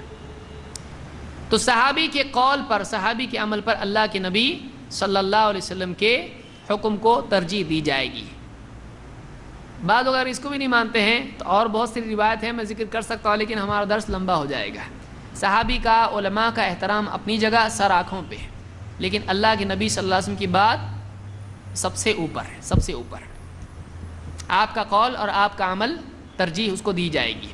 کوئی کہتا ہے نہیں ٹھیک ہے جائز ہے، بعض علماء اس طرف گئے کہ نہیں، صحابی کے عمل سے ثابت ہوتا ہے کہ یہ بھی جائز ہے. اگر اس قول کو بھی مان لیجئے، تسلیم کیا جائے، تب بھی سوال یہ پیدا ہوتا ہے کہ افضل کیا ہے. سمجھ میں آ رہی بات؟ اگر مان لیں چلو ٹھیک ہے یہ جائز ہے کہ ایک جانور چلتا ہے. تو یہاں سوال یہ پیدا ہوتا ہے کہ افضل پھر کیا ہے، واقعی سنت کیا ہے؟ تو اب اللہ کے نبی صلی اللہ علیہ وسلم کا حکم دیکھنے سے معلوم ہوتا ہے کہ آپ نے لڑکے کے لیے 2 اور لڑکی کے لیے 1 جانور ذکر کیا، حکم دیا. اور آپ صلی اللہ علیہ وسلم کا عمل بھی یہ بتاتا ہے کہ آپ نے اپنے نواسوں حسن اور حسین رضی اللہ تعالیٰ عنہ کی طرف سے 2 جانور ذبح کیے ہیں. تو اس سے معلوم ہوتا ہے قابل ترجیح یہ ہے کہ 2 ہی جانور ذبح کرنے چاہیے. نافع ابن عمر رضی اللہ تعالیٰ کہتے ہیں کہ عبداللہ ابن عمر رضی اللہ تعالیٰ عنہ کے بارے میں کہتے ہیں انہو کان یقول عن الغلام وعن الجاریتی شاتن شاتن، کہ لڑکا ہو یا لڑکی ہو دونوں کی طرف سے 1 بکری ذبح کرنا چاہیے. تو یہ ابن عمر کا فتویٰ ہے، یہ ابن ابی شیبہ میں روایت موجود ہے. اسی طرح سے ہشام ابن عروہ کہتے ہیں کہ ان اباہ عروہ ابن الزبیر، ان کے والد عروہ ابن زبیر کانا یعق عن بنیہ الذکور والاناث بشات شات، کہ عروہ ابن زبیر یہ اپنے بیٹے اور بیٹیوں کی طرف سے 1 بکری ذبح کرتے تھے. یہ امام مالک نے اپنی کتاب موطا میں ذکر کیا ہے. تو بہرحال یہ قابل احترام ہے، لیکن ہمارے لیے لقد کان لکم فی رسول اللہ اسوۃ حسنہ، تمہارے لیے اللہ کے رسول صلی اللہ علیہ وسلم میں بہترین نمونہ ہے، یہ اللہ نے ہم سے کہا ہے. اس لیے ہم کہتے ہیں کہ افضل بلکہ واجب یہی ہے کہ آدمی 2 جانور لڑکے کی طرف سے اور 1 جانور لڑکی کی طرف سے ذبح کرے. اور یہی بات حضرت عائشہ کی روایت سے بھی سامنے آتی ہے. فرماتی ہیں ان رسول اللہ صلی اللہ علیہ وسلم امرہم، اللہ کے رسول صلی اللہ علیہ وسلم نے ان کو حکم دیا، مسلمانوں کو حکم دیا، عن الغلام شاتان مکافئتان وعن الجاریۃ شاتن، کہ لڑکے کی طرف سے 2 بکریاں ذبح کی جائیں اور لڑکی کی طرف سے 1. یہ فرق کیا گیا، یہ ترمذی کی روایت اور صحیح روایت ہے. ایک روایت میں اور ڈاؤٹ پیدا ہوتا ہے، چونکہ تحقیقی اعتبار سے ہم دیکھ رہے ہیں، اس لیے ما لہو و ما علیہ دونوں دیکھنا پڑتا ہے کہ اس کی دلیل کیا ہے، اس کی دلیل کیا ہے. ہم ایسا دیکھتے ہیں اور پھر ہم نتائج پر پہنچنے کی کوشش کرتے ہیں تاکہ بات بالکل واضح ہو جائے. ایک روایت سے ایسا لگتا ہے کہ اللہ کے نبی صلی اللہ علیہ وسلم نے حضرت حسن حسین دونوں کی طرف سے 1 جانور ذبح کیا ہے، لیکن علماء نے اس روایت کو شاذ کہا ہے. یہ روایت صحیح نہیں ہے، یہ روایت ضعیف ہے. شاذ روایت کس کو کہتے ہیں؟ شاذ روایت اس روایت کو کہتے ہیں جس میں راوی معتبر ہوں لیکن اپنے سے زیادہ معتبر راویوں سے ہٹ کے روایت بیان کریں. راوی معتبر ہیں لیکن اور معتبر راوی کہہ رہے ہیں کہ نہیں ایسا نہیں، ایسا تھا. آپ بتائیے اللہ کے نبی صلی اللہ علیہ وسلم نے حسن و حسین کے کتنے عقیقے کیے؟ 1 سے زیادہ عقیقے ہوتے ہیں؟ نہیں، 1 ہی بار ہوتا ہے. تو ایک روایت میں آیا کہ ابن عباس فرماتے ہیں ان رسول اللہ صلی اللہ علیہ وسلم عق عن الحسن والحسین کبشن کبشن، اللہ کے رسول صلی اللہ علیہ وسلم نے حسن و حسین کی طرف سے 1 بکری ذبح کی عقیقے میں. لیکن اس سے زیادہ مضبوط روایت ہے جو سنن نسائی کی ہے. خود ابن عباس ہی کہتے ہیں عق رسول اللہ صلی اللہ علیہ وسلم عن الحسن والحسین رضی اللہ عنہما بکبشین کبشین، کہ اللہ کے رسول صلی اللہ علیہ وسلم نے حسن و حسین کی طرف سے 2 مینڈھے 2 جانور ذبح کیے. تو آپ بتائیے 1 کیے کہ 2 کیے؟ روایات میں جب اس طرح سے تضاد ہو جائے تو دیکھا جاتا ہے کہ کون سی روایت کیا ہے، مضبوط ہے، کون سی روایت قوی ہے سند کے اعتبار سے. یہاں یہ نہیں بول سکتے ہیں کہ 1 بار 1 کیے، 1 بار 2 کیے، ایسا نہیں بول سکتے ہیں. کیوں؟ عقیقہ کتنی بار ہوا؟ 1 بار، یا تو 1 کیے یا تو 2 کیے. تو ایسی صورت میں ترجیح دینا پڑتا ہے. اس لیے علماء نے کہا کہ یہاں پر 2 والی روایت قوی ہے، اس لیے کہ اس کے راوی قوی ہیں اس کے مقابلے میں. نمبر 2، آپ صلی اللہ علیہ وسلم کا حکم بھی کیا ہے؟ دوسری سپورٹیو روایتیں ہیں. آپ نے حکم کیا دیا؟ لڑکی کی طرف سے 2، لڑکی کی طرف سے 1. تو آپ کا حکم آپ کا عمل دونوں ملانے سے معلوم ہوتا ہے کہ 2 کیا ہے؟ راجح ہے. سمجھ میں آ رہا ہے کیسا نتیجے پہ پہنچتے ہیں. تو اس سے یہ معلوم ہوتا ہے کہ یہ روایت زیادہ قابل ترجیح ہے کہ 2 جانور لڑکے کی طرف سے اور 1 لڑکی کی طرف سے. اور اس سے پہلے حضرت عائشہ کی اور ایک روایت گزر چکی ہے، اس میں بھی 2 ہی کا ذکر ہے، جس میں حضرت فاطمہ کو منع کیا اور آپ نے عقیقہ کیا. سوال یہ ہے کہ اگر کسی کے جڑواں بچے پیدا ہو تو وہ کیا کرے؟ آپ بولیں یہ تو سوچا ہی نہیں ہم نے کبھی، لیکن جس کے جڑواں ہوئے اس کو معلوم پڑتا ہے. اگر آج بولے ایک ساتھ 2 آئے نا تو ایک بار 2 چلیں گے کہ نہیں چلیں گے؟ تو ایسا نہیں ہے، بلکہ کسی کے ہاں اگر ایک ساتھ 2 بچے پیدا ہوں تو ہر ایک پر عقیقہ ہے. یعنی دونوں گروی ہو گئے نا ایک ساتھ، تو دونوں کو چھڑانے کا ایک لو ایک لاؤ ادھر، بہت ہو گیا ہم کو. تو اگر 2 ایک ساتھ بچے پیدا ہوں تو دونوں پر عقیقہ ہے. ایک کا عقیقہ کر کے دوسرا چھٹی نہیں ایک کی ٹکٹ پہ دوسرے کو چھٹی نہیں ملے گی. تو اس طرح سے دونوں کا عقیقہ ضروری ہے.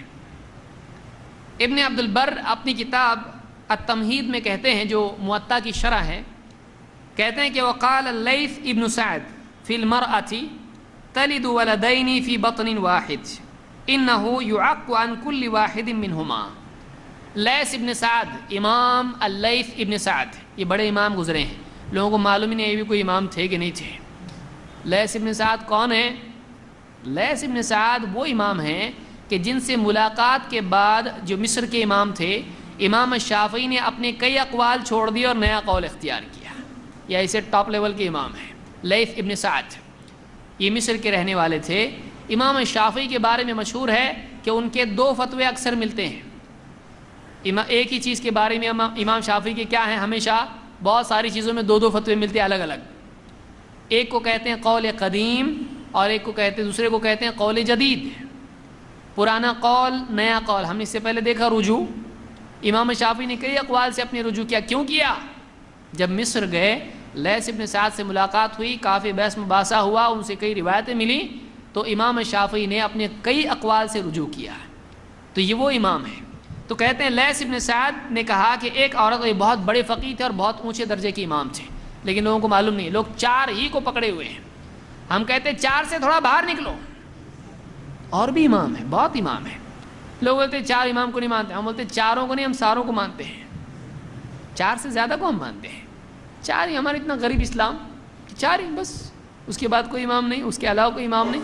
ہم تو بہت سارے امام پیدا ہوئے ہیں لیکن مسلمانوں کو معلوم نہیں ہے. اور جو 4 کو ماننے والے ہمارے بھائی ہیں، 4 کے نام بھی معلوم نہیں ہوتے ہیں. آپ پوچھ کے دیکھیے کتنوں کو معلوم ہے. دیکھیے اگر آپ پوچھیں گے تو آپ کو بہت ممکن ہے جواب ملے گا. اتنا ڈیپ میں مت جاؤ، گمراہ ہو جائیں گے. اور ایسا ہوا ہے. ہمارے ایک بھائی گئے کہ امام صاحب کے پاس، پوچھے ان کو تو بولا بہت ڈیپ مت جاؤ، گمراہ ہو جائیں گے. تو اس امام ابو حنیفہ کا نام پوچھنے کو گئے تھے. وہ جا کے بولے امام ابو حنیفہ کا نام بتاؤ کیا ہے. بولے اتنا ڈیپ مت جاؤ، گمراہ ہو جائیں گے. ٹھیک ہے، اگر نام معلوم کرنا گمراہی ہے تو آپ بتائیے پھر کام سے تو کتنا گمراہ ہو جائیں گے. لیث ابن سعد کہتے ہیں ایک عورت جس کے ایک ہی پیٹ سے 2 بچے پیدا ہو، یعنی ایک ساتھ 2 بچے پیدا ہو جائیں، اس کو کہتے ہیں کہ ہر ایک کی طرف سے عقیقہ کرنا پڑے گا. اور امام ابن عبد البر، ابو عمر ابن عبد البر کہتے ہیں ما اعلم عن احد من فقهاء الامصار خلافا في ذلك. کہتے ہیں اس مسئلے میں جتنے بھی امصار ہیں، جتنے بھی علاقے سرزمین پر ہیں، مسلمانوں کے جتنے ممالک ہیں، ان میں جتنے علماء ہیں، جتنے فقہاء ہیں، ان میں کسی کا اختلاف اس سلسلے میں نہیں جانتا ہوں. یعنی سب کا یہی قول ہے کہ اگر ایک ساتھ بچے 2 پیدا ہو جائیں تو ہر ایک کا عقیقہ کرنا پڑے گا. وہ جڑواں بچوں کا بھی عقیقہ کرنا پڑے گا، دونوں کا. یعنی 2 لڑکے اگر پیدا ہوئے تو بہت بڑی خوشی اور مہنگا معاملہ ہے. 4 بکرے کا معاملہ ہے یہاں پہ. 4 یہاں بھی 4 آ رہا. دیکھو جانور کی صفات کے بارے میں کیا احکام عقیقے میں. بعض علماء اس طرف گئے ہیں کہ عقیقہ قربانی کی طرح ہے. جیسے قربانی میں جانور میں یہ عیب نہیں ہونا چاہیے، جانور کانا نہ ہو، جانور بیمار نہ ہو، لنگڑا نہ ہو، اور جانور ایک دم مریل نہ ہو، ایک دم گوشت کم اس میں ہے، ایسا جانور نہ ہو کہ اس کو ذبح کرے تو کچھ بھی نہیں نکلے گا. اگر ایسا جانور ہے تو ایسا جانور نہیں چلتا ہے. تو ظاہر بات ہے قربانی میں ایسا جانور نہیں چلتا ہے. لیکن کیا یہ شرط عقیقہ میں بھی ہے؟ تو عقیقہ کے لیے اس طرح کی کوئی شرط نہیں آئی ہے۔ عقیقہ کے بارے میں جب آپ صلی اللہ علیہ وسلم نے کہا عقیقہ کرنا ہے تو آپ نے کہیں اس بات کو ذکر نہیں کیا کہ اس کی عمر اتنی ہونی چاہیے، 1 سال کا ہونا چاہیے، یا لنگڑا نہیں ہونا چاہیے، یوں نہیں ہونا چاہیے، یوں۔ آپ صلی اللہ علیہ وسلم نے کچھ بھی اس بارے میں نہیں کہا۔ تو بعض علماء اس طرف گئے ہیں جیسے کہ ابن حزم، انہوں نے کہا کہ اگر اس طرح کا کوئی عیب بھی جانور میں ہے تو چلتا ہے، اس لیے کہ اس کے لیے کوئی دلیل نہیں ہے۔ لیکن عام طور سے علماء اس طرف گئے ہیں کہ نہیں، ایسا جانور ذبح نہ کیا جائے جو عیبدار ہو، ایسا جانور ذبح نہ کیا جائے جو عیبدار ہو۔ لیکن راجح قول اس میں یہی ہے کہ اس طرح کی کوئی شرط عقیقہ میں نہیں ہے، اس لیے کہ شرط اللہ کے رسول صلی اللہ علیہ وسلم کی طرف سے جب نہیں ہے تو ہم اپنی طرف سے نہ لگائیں۔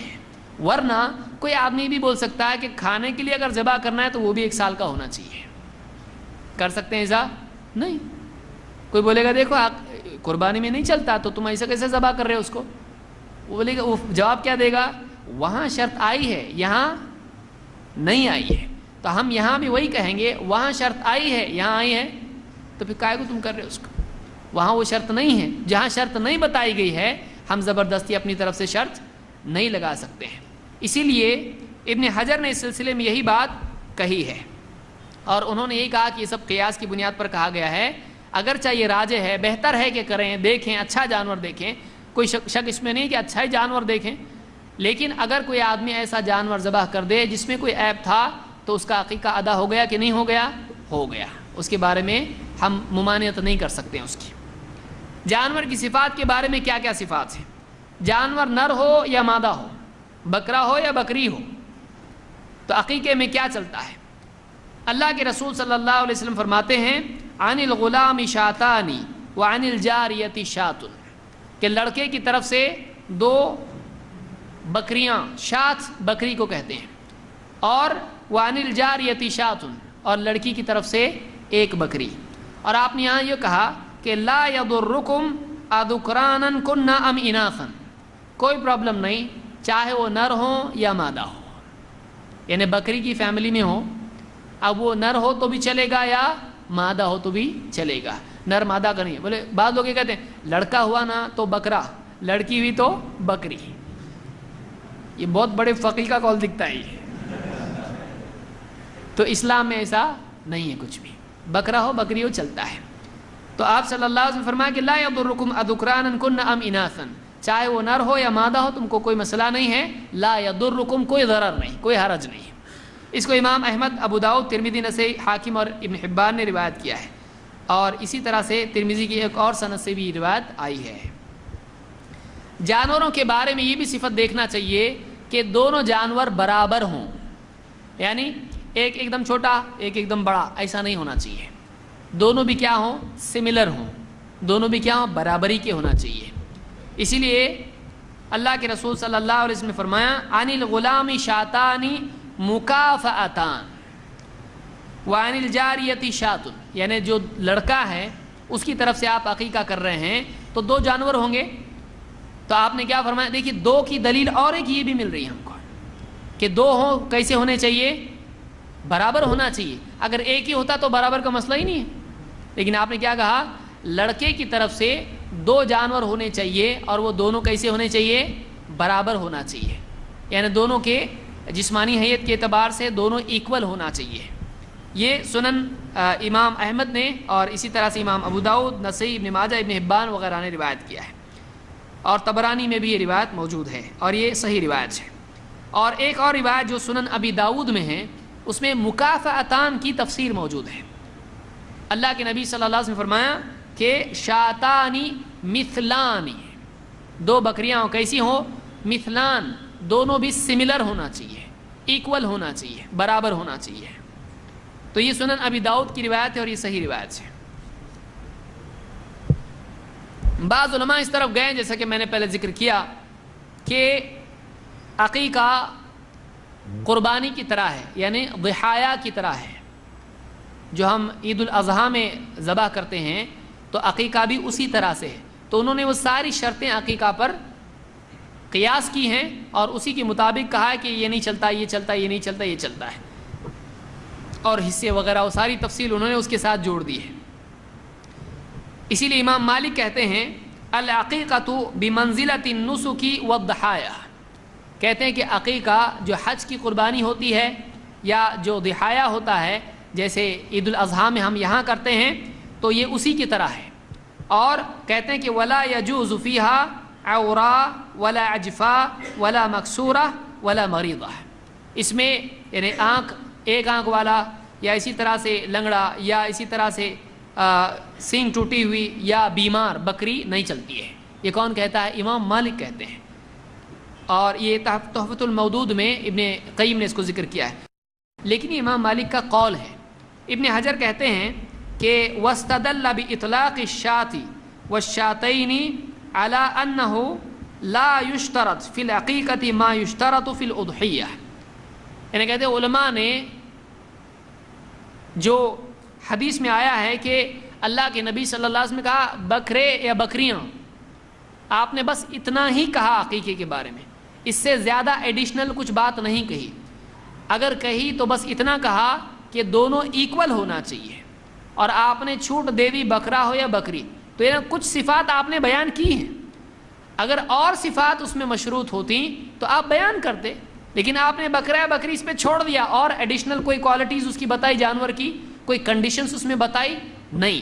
تو ابن حجر کہتے ہیں کہ بعض علماء نے آپ صلی اللہ علیہ وسلم کے بس بکرا یا بکری کہہ دینے سے یہ دلیل لی ہے کہ اس میں اور کوئی کنڈیشن ضروری ہے نہیں. ہاں قربانی میں لگتی ہے، لیکن اس میں آپ نے ذکر نہیں کیا، وہاں آپ نے ذکر کیا، یہاں نہیں کیا. تو بعض علماء اس طرف گئے کہ کوئی کنڈیشن دیکھی نہیں جائے گی اتنی جتنی آپ نے بیان کی ہے. اور کہتے ہیں کہ وفیہ وجہان للشافعیہ، کہتے ہیں کہ شافعیوں میں بھی اس میں دو قول ہیں. کچھ شافعی کہتے ہیں نہیں شرط دیکھنا چاہیے، کچھ شافعی کیا کہتے ہیں نہیں کچھ دیکھنا نہیں چاہیے، بس چلتا ہے، بکرے ہوئے بکری بس ایکول ہونا چاہیے بس، اور کوئی شرط نہیں. اور ابن حجر کہتے ہیں وَهُوَ بِالْقِيَاسِ لَا بِالْخَبَرِ، اور یہ جو ساری شرطیں بیان کی گئی ہیں یہ صرف قیاس کی بنیاد پر ہیں، کوئی دلیل اس کی نہیں ہے.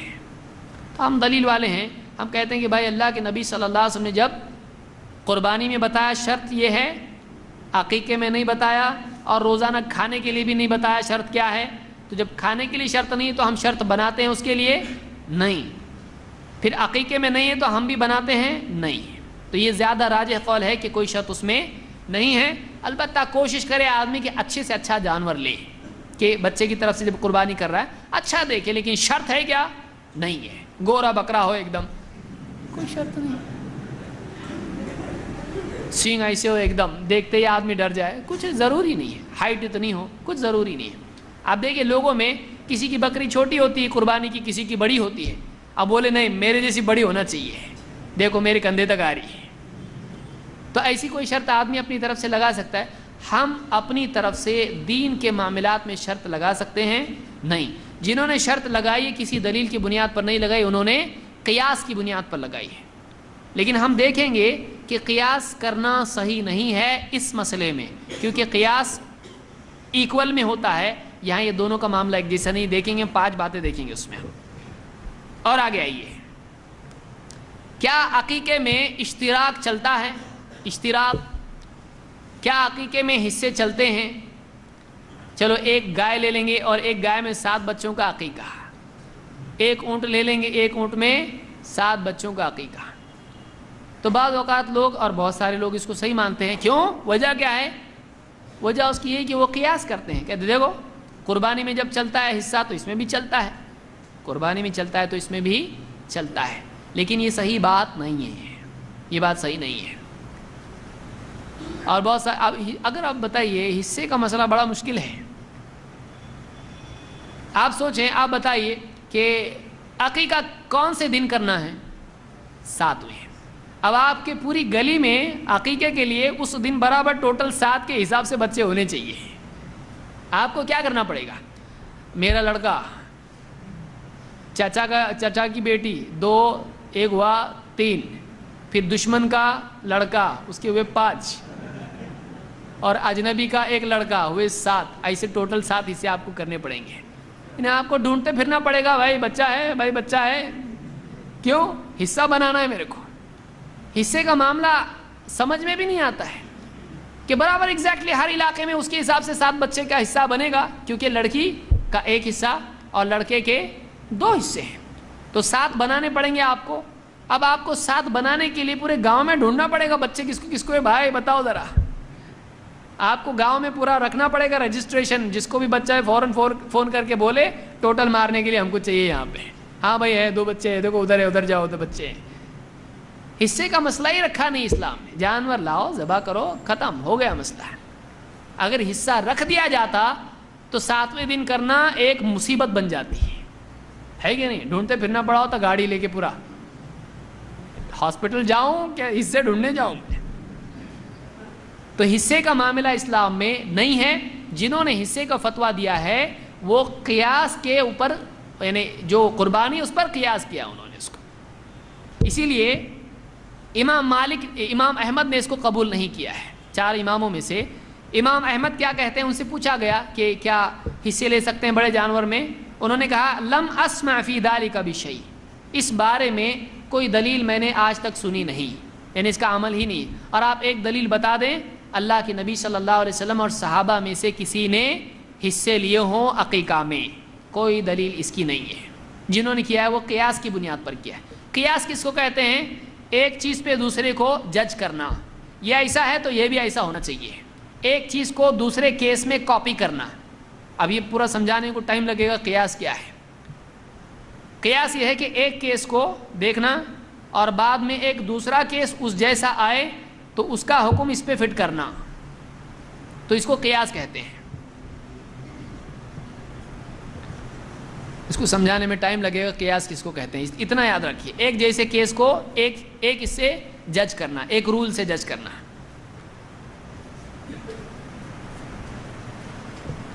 ابن قیم کہتے ہیں سنت رسول اللہ صلی اللہ علیہ وسلم احق و اولا ان تتبع، اللہ کے رسول صلی اللہ علیہ وسلم کی سنت زیادہ حقدار ہے کہ اس کی اتباع کی جائے۔ اللہ کے رسول صلی اللہ علیہ وسلم کی سنت کیا ہے، آپ کا طریقہ کیا ہے؟ لڑکے کی طرف سے 2 بکرے یا بکری اور لڑکی کی طرف سے 1، یہ زیادہ حقدار ہے کہ ہم اس پر چلیں۔ وَهُوَ الَّذِي شَرَعَ الْإِشْتِرَاكَ فِي الْهَدَايَا، اللہ کے نبی صلی اللہ علیہ وسلم نے قربانی کے جانوروں میں اشتراک کو جائز قرار دیا، لیکن وَشَرَعَ فِي الْعَقِيقَةِ عَنِ الْغُلَامِ دَمَيْن مُسْتَقِلَّيْن، کہتے ہیں لیکن آپ نے عقیقے میں 2 خون لڑکے کی طرف سے مشروع کیے۔ قربانی میں تو آپ نے بتایا وہاں پر حصہ چلے گا، لیکن یہاں پر آپ نے عقیقہ میں کیا کہا، ایک لڑکے کی طرف سے 2 مستقل جانور چاہیے۔ اور کہتے ہیں کہ لا یقوم مقامہما جزور ولا بقرۃ، اور ان 2 کے بدلے میں نہ اونٹ کافی ہو سکتا ہے اور نہ ان کے بدلے میں گائے کافی ہو سکتی ہے۔ یہ کون کہہ رہا ہے؟ ابن قیم رحمۃ اللہ علیہ تحفۃ المودود میں کہتے ہیں۔ تو معلوم ہوا کہ یہ سارا معاملہ قیاس کی بنیاد پر ہے، جو ہم کو نبی نے بتایا کرنے کا، چھٹی ختم ہو گیا، آزاد ہو گیا آدمی۔ اپنی طرف سے خواہ مخواہ آدمی نئے چیزیں نکالے گا، مصیبت آئے گی۔ اگر ایک طرف ایک عالم کا فتویٰ ہے، دوسری طرف دوسرے عالم کا بھی فتویٰ ہے، تو آپ کس کے فتوے کو مانو گے؟ ہمارا منہج یہ ہے کہ ہم اس عالم کے فتوے کو مانتے ہیں جس کا فتویٰ اللہ کے نبی صلی اللہ علیہ وسلم کے قول و عمل سے زیادہ میچ ہوتا ہے، اور اس کے مطابق معلوم ہوتا ہے کہ ہم کو 2 اور 1 ہی کی گنتی یاد رکھنا چاہیے، 7 والی گنتی یاد نہیں رکھنا چاہیے۔ اسی طرح سے کبھی ایسا ہو سکتا ہے کہ کسی کے ہاں بچہ پیدا ہو اور اس کا عقیقہ عین قربانی کے دن آ جائے، تو کیا وہ 1 تیر سے 2 شکار کر سکتا ہے؟ کیا وہ ایسا کر سکتا ہے کہ قربانی اور عقیقہ دونوں میں ایک ہی چیز کی نیت کر لے؟ بعض علماء اس طرف گئے کہ ایسا کر سکتے ہیں، اور بعض علماء نے کہا کہ ایسا نہیں کر سکتے ہیں۔ امام احمد کے اس سلسلے میں 3 اقوال ہیں۔ ایک کہتے ہیں کہ عبداللہ ابن احمد اپنے والد سے روایت کرتے ہیں، امام احمد کے بیٹے کہتے ہیں کہ سألت ابی عن العقیقۃ یوم الاضحیٰ، میں نے اپنے باپ سے قربانی کے دن، عید الاضحیٰ کے دن عقیقے کے بارے میں پوچھا۔ تجزئ ان تکون اضحیۃ و عقیقۃ، کہا کہ کیا عقیقہ اور قربانی دونوں کی نیت سے ایک جانور چل جاتا ہے؟ قال اما اضحیہ و اما عقیقہ علی ما سمیہ، انہوں نے کہا کہ یا تو عقیقہ ہے یا تو قربانی ہے، جو نام لے گا وہ ہوگا، کیونکہ نام لینا پڑتا ہے، یعنی قربانی ہے جو نیت اس نے کی ہے، عقیقہ کی ہے تو عقیقہ ہے، اور اضحیہ کی ہے تو اضحیہ کی ہے، ایک ساتھ دونوں نہیں کر سکتے ہیں۔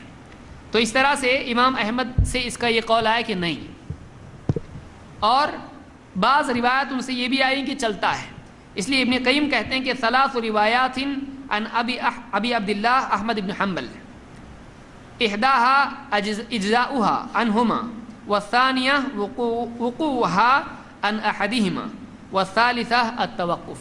امام احمد کا ایک قول یہ ہے کہ دونوں چلتے ہیں، ایک قول ہے کہ دو میں سے ایک ہی چلتا ہے، ایک ہے کہ نہیں معلوم۔ تو یہاں پر جو ہے یہ تین قول امام احمد سے، تو یہاں بھی کنفیوژن ہے۔ امام مالک نے صاف اس کا انکار کر دیا ہے۔ امام مالک سے پوچھا گیا کہ وسئل مالک عن رجل كان سابع ابنه يوم الاضحى وليس عنده الا شاة هل تجزئ عنه في العقيقة والاضحية، کہتے ہیں کہ امام مالک سے پوچھا گیا کہ بچے کا 7واں دن قربانی کا دن ہے اور اس کے پاس ایک ہی بکری ہے، کیا اس کی طرف سے عقیقہ اور قربانی دونوں ہو جائے گی ایک ہی جانور میں؟ فقال بل يعق بها، انہوں نے کہا کہ نہیں، بلکہ اس کو چاہیے کہ اس کا عقیقہ کرے، یعنی عقیقہ باقی ہے اس پر، قربانی اور عقیقہ ایک ساتھ ایک جانور میں جمع نہیں ہوگا، اس کو عقیقہ کرنا چاہیے۔ تو اس سے معلوم ہوا، یہ البیان و تحصیل میں اس کو ابو الولید محمد ابن احمد ابن رشد القرطبی نے ذکر کیا ہے۔ تو علماء میں اس میں اختلاف ہے۔ صحیح بات یہ ہے کہ عقیقہ الگ ہے اور قربانی الگ ہے۔ آپ بولیں گے کیا دلیل ہے کہ دونوں الگ ہیں؟ آئیے 5 باتیں کم سے کم دونوں کے الگ ہونے کی بتا سکتے ہیں، اور جب 2 کیس الگ ہو گئے تو ایک کو دوسرے پر قیاس کر سکتے ہیں؟ نہیں۔ مثال کے طور پر اگر کوئی صاحب کہیں کہ جس کا بھی سفید شرٹ ہے اس کو بلاؤ، تو ظاہر بات ہے بلانے والے کو کیا کرنا پڑے گا؟ ہر ایک کو دیکھنا پڑے گا، ہاں اس کا سفید شرٹ ہے، آ جاؤ اندر۔ اب وہ نام پوچھنا وغیرہ وغیرہ اس کو کوئی ضرورت نہیں ہے، وہ کنڈیشن دیکھے گا سفید شرٹ، اب وہ جس کا بھی سفید شرٹ ہوگا اس کو اندر بلائے گا۔ سمجھ میں آ رہا؟ قیاس اس کو کہتے ہیں کہ ایک حکم دیا گیا ہے، اس کنڈیشن میں جو بھی بیٹھ رہا ہے سب کو لو۔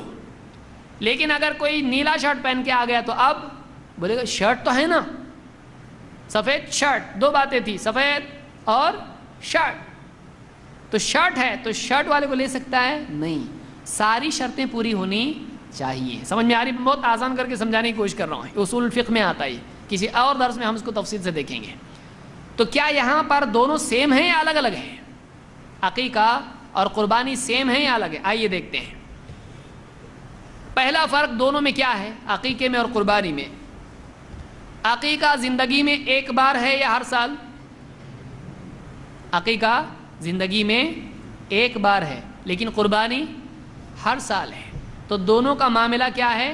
الگ الگ ہے، کہ یہ ہر سال کیا جاتا ہے، قربانی ہر سال کی جاتی ہے، اور عقیقہ تو اگر دونوں سیم ہیں، عقیقہ کا حکم قربانی ہی کا ہے، تو آپ کو ہر سال کیا کرنا پڑے گا؟ عقیقہ، نانا کا عقیقہ، دادا کا عقیقہ، ہر سال آ رہا۔ اب لوگ کتنے عقیقہ کرتے ہیں؟ بولے عقیقہ قربانی کی طرح ہے، تو ہر سال عقیقہ کرنا چاہیے، کیونکہ قربانی کیا ہے؟ ہر سال ہے۔ تو یہ فرق ہے کہ عقیقہ ایک بار ہے اور قربانی ہر سال ہے۔ نمبر 2، عقیقہ میں جانور کے سلسلے میں لڑکے اور لڑکی کا فرق آیا ہے۔ مرد اور عورت کا کیا ہے عقیقہ میں؟ فرق ہے۔ آپ نے کہا لڑکے کی طرف سے 2 جانور اور لڑکی کی طرف سے 1 جانور، لیکن اگر قربانی کا معاملہ ہے، ایک عورت قربانی کرنا چاہتی ہے تو کتنے جانور، اور آدمی کرنا چاہتا ہے تو ایک عورت ہے، مالدار ہے، اس کے پاس مال ہے، وہ قربانی کرنا چاہتی ہے، اس کو قربانی میں کتنے جانور ذبح کرنے پڑیں گے؟ 1، اس کے اوپر 1 ہی جانور کرنا ہے۔ لیکن عقیقے میں یہ فرق ہے کہ آدمی ہے تو اس کے اوپر 2 ہیں اور عورت ہے تو 1 ہے۔ قربانی میں ایسا نہیں کہ ارے آدمی ہیں، عقیقہ دونوں 1 ہیں تو 2 جانور قربانی کر، نہیں، بلکہ عقیقہ میں کیا ہے؟ 2 ہیں اور قربانی میں 1 ہے۔ مزید یہ کہ قربانی ایک آدمی اگر قربانی کرتا ہے تو گھر والوں کی طرف سے ادا ہوتی ہے کہ نہیں؟ ہو جاتی ہے، لیکن عقیقہ باپ کا ہوا، عقیقہ پوری فیملی کا ہو گیا، چلتا ہے ایسا؟ میرا عقیقہ ہو گیا، سب کا ہو گیا، یہاں تو جڑواں کا بھی ہے۔ تو اس طرح سے مطلب یہ فرق ہے۔ اسی طرح سے عقیقہ اور قربانی کا شرعی حکم، اس میں بھی فرق ہے۔ مثلا جو علماء قربانی کے واجب ہونے کے قائل ہیں، جیسے احناف، وہ کہتے ہیں قربانی کیا ہے، ہر سال واجب ہے، وہ عقیقہ کو واجب مانتے ہیں؟ نہیں، بولتے کیا تو چلتا نہیں، کہ بلکہ بعض علماء تو ان میں مکروہ کے قائل ہیں۔ تو اس میں حکم کا ہی فرق ہے، ایک کمپلسری نہیں ہے، تو دونوں کو ایک ایسا کر رہے ہیں، دونوں کو ایک جیسا کر سکتے ہیں؟ نہیں۔ اور بعض علماء عقیقہ کے واجب ہونے کے قائل ہے اور قربانی کے واجب نہیں ہونے کے قائل ہے، جیسے کہ اصحاب الحدیث۔ اور بعض اس میں بھی فرق ہے علماء میں۔ ابو بکر صدیق رضی اللہ تعالیٰ سے آتا ہے کہ وہ نہیں کرتے تھے بعض اوقات قربانی، تو قربانی کمپلسری نہیں ہے اور عقیقہ کمپلسری، تو بعض علماء میں الٹا ہے، قربانی ان کے یہاں کمپلسری ہے اور عقیقہ کمپلسری نہیں، تو دونوں کا حکم بھی الگ ہو رہا ہے ان کے پاس، تو دونوں کو سیم کیسا بول سکتے ہیں؟ نمبر 4، کچھ لوگوں کے لیے درس بڑا بھاری ہو رہا ہوگا، بہت آج علمی باتیں آ رہی ہیں، میں سوچ کے آیا تھا کچھ تو بھولا بھالا درس ہوگا ایک دم، لیکن کبھی ایسا بھی ہونا چاہیے۔ دیکھیے قرآن و سنت میں کتنا ہے، اور علم زندگی کے معاملات کے سلسلے میں، ابھی بچہ پیدا ہوا 7واں دن ہے، 7ویں دن سے شروع ہوئی کتاب ہماری، کتنا مواد ہمارے پاس ہے۔ 4، عقیقے کا وقت فوت ہو جانے کے بعد بھی وہ کیا جا سکتا ہے، لیکن قربانی کا، اب بتائیے، بعض علماء 3 دن کے قائل ہے قربانی کے بعد، یعنی عید الاضحیٰ کے بعد 3 دن کے، بعض علماء کہتے ہیں 2 دن تک کرتے، وہ فرق چھوڑ دیجئے۔ لیکن اگر سمجھ لیجئے ایام التشریق چلے گئے، عید کا دن گیا، پہلا دن گیا، دوسرا گیا، تیسرا چلا گیا، کوئی آدمی بولتا ابھی ایک بکرا آیا ہاتھ میں میرے، بکرا نے واقعی بکرا،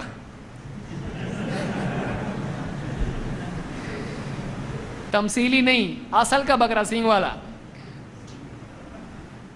بکرا آیا، اب وہ قربانی کے دن گزر جانے کے بعد 1 ہفتہ چلا گیا، اب قربانی کر سکتا ہے؟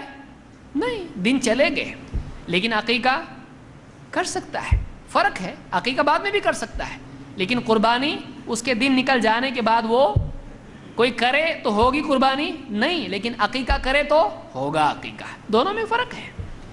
اسی طرح سے بعض علماء مثلا احناف کے نزدیک قربانی کے لیے نصاب ضروری ہے۔ حنفی علماء کیا کہتے ہیں کہ زکوٰۃ اتنی نکلتی ہو، صاحب نصاب ہو تو اس پر قربانی ہے کہ نہیں ہے؟ بہت سارے لوگ وہیں سے آئے نا، تو پہلے علماء یہی کہتے ہیں، حنفی علماء، کہ جو زکوٰۃ والا ہے وہ قربانی والا ہے، جس پہ زکوٰۃ نہیں ہے اس پہ قربانی بھی نہیں ہے، حنفی علماء یہ کہتے ہیں۔ لیکن عقیقے میں دیکھا جائے گا کہ صاحب نصاب ہے، تو عقیقے کے لیے صاحب نصاب کی کوئی شرط نہیں ہے، نہ حدیث میں آئی نہ علماء اس کے قائل ہیں، تو عقیقہ الگ ہے اور قربانی الگ ہے۔ تو یہ 5 فرق تو کم سے کم ہیں، کہ عقیقے کے لیے کچھ اور شرائط ہیں، قربانی کے لیے کچھ اور شرائط ہیں، تو عقیقہ اور قربانی کو زبردستی گلے ملانا، وہ نہیں بول رہے ہم لوگ الگ ہیں، تو بھی زبردستی آدمی دونوں کو ایک کر دے تو یہ غلطی ہے، یہ علمی غلطی ہے، یہ صحیح نہیں۔ اس لیے راجح قول اس میں یہی ہے کہ عقیقہ الگ ہے، قربانی الگ ہے، دونوں الگ الگ ہے۔ اس لیے عقیقے میں حصے چلیں گے، 3-4 بچے ایک ہی جانور میں کھپا دیے نہیں چلے گا۔ کچھ لوگ آتے ہیں بولتے میرے 4-5 بچے ہیں، ان کا عقیقہ نہیں ہوا ہے، سب کے لیے ایک بڑا جانور لے لو، سب کا عقیقہ ایک ہی اس میں۔ ابن قیم کہتے ہیں یہ صحیح نہیں ہے، اس لیے کہ اس کو آزاد کرنے کے لیے بچے کے لیے ایک مستقل اس کی طرف سے دم ضروری ہے، اس کی طرف سے ایک مستقل جانور ضروری ہے، حصے یعنی ان سب کی طرف سے ایک ایسا نہیں چلے گا، ہر ایک کے لیے مستقل ضروری ہے، تو حصے اس میں نہیں چلتے ہیں اور شروط وغیرہ اس طرح کی اس میں نہیں ہیں۔ اور آگے آئیے،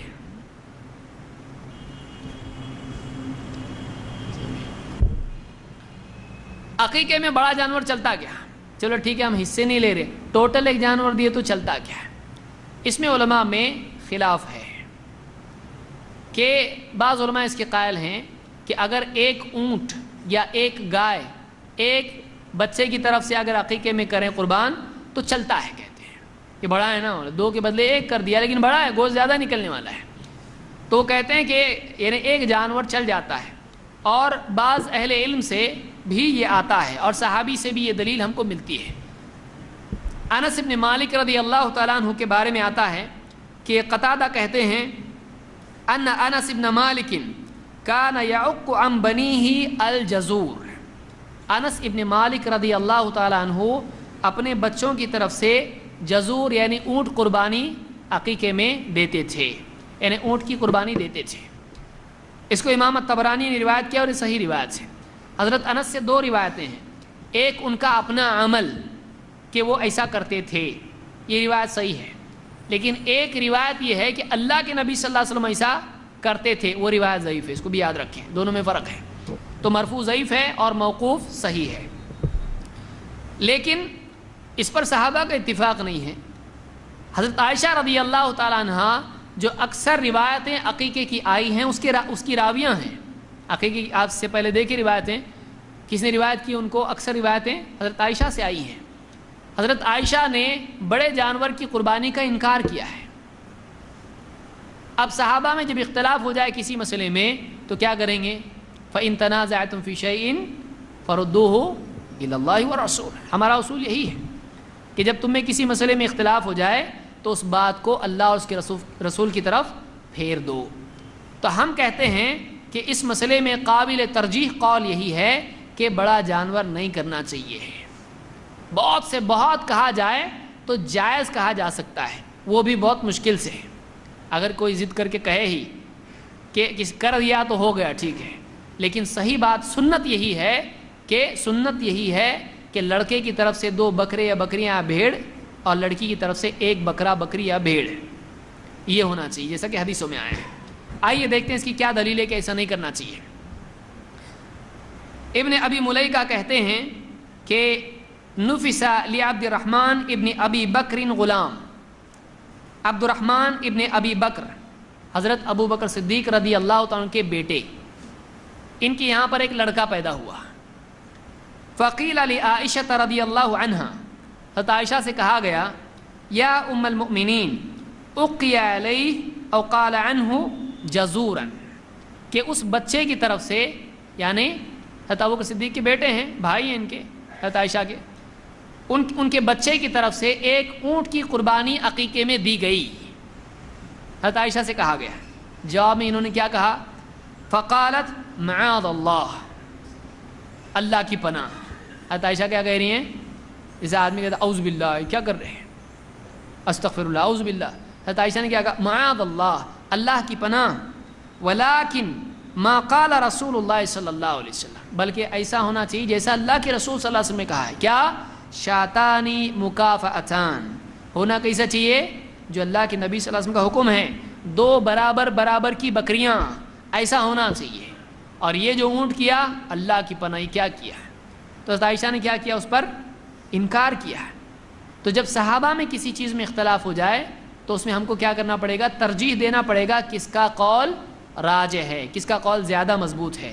اور حدیثیں چونکہ 2 کی ہیں اور حضرت عائشہ کا فتویٰ بھی یہاں پر 2 کا ہے، اور اس پر انہوں نے ناراضگی کا اظہار کیا، بلکہ معاذ اللہ کہا، اعوذ باللہ کہا، اس سے معلوم ہوتا ہے کہ وہ صحیح نہیں ہے، مناسب نہیں ہے، انہوں نے انکار کیا اس کے اوپر۔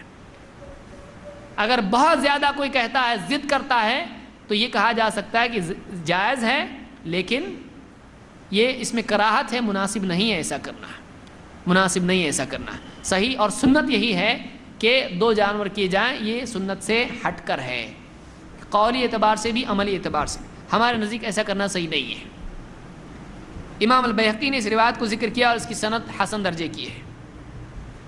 عقیقہ کب کرنا چاہیے؟ کون سا دن عقیقے کا ہے؟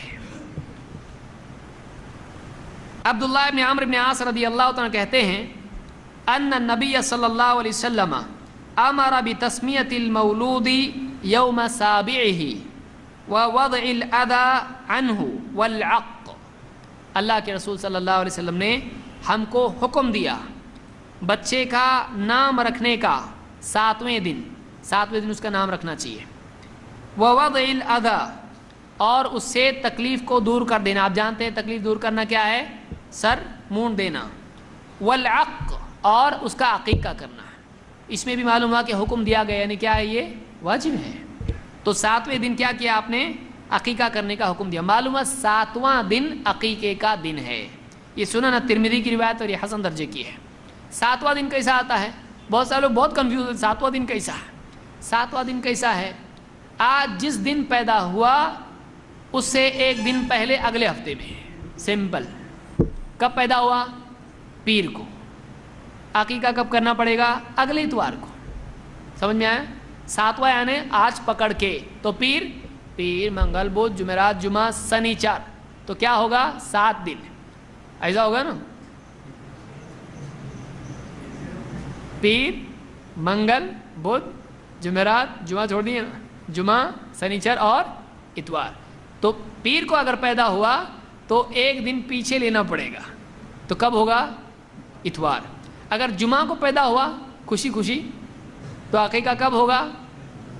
جمعہ کوئی جاننے ایک دن جاتا کیا ہوتا، جمعہ کا دن ہے نا، سنت چھوٹ جائے گی اس سے، عقیقہ ادا ہو جائے گا، کیونکہ بعد میں بھی عقیقہ ہوتا ہے لیکن سنت اس کی چھوٹ جائے گی۔ تو عقیقہ کب ہے؟ جمعہ کو اگر پیدا ہو تو جمعرات کو ہوگا۔ اس طرح سے ایک دن پیچھے آنا ہے۔ تو اس لیے اس حدیث سے معلوم ہوتا ہے کہ 7ویں دن عقیقہ کرنا چاہیے۔ کیا بچے کے پیدا ہونے سے پہلے عقیقہ کر سکتے ہیں؟ ایڈوانس میں نہیں کر سکتے۔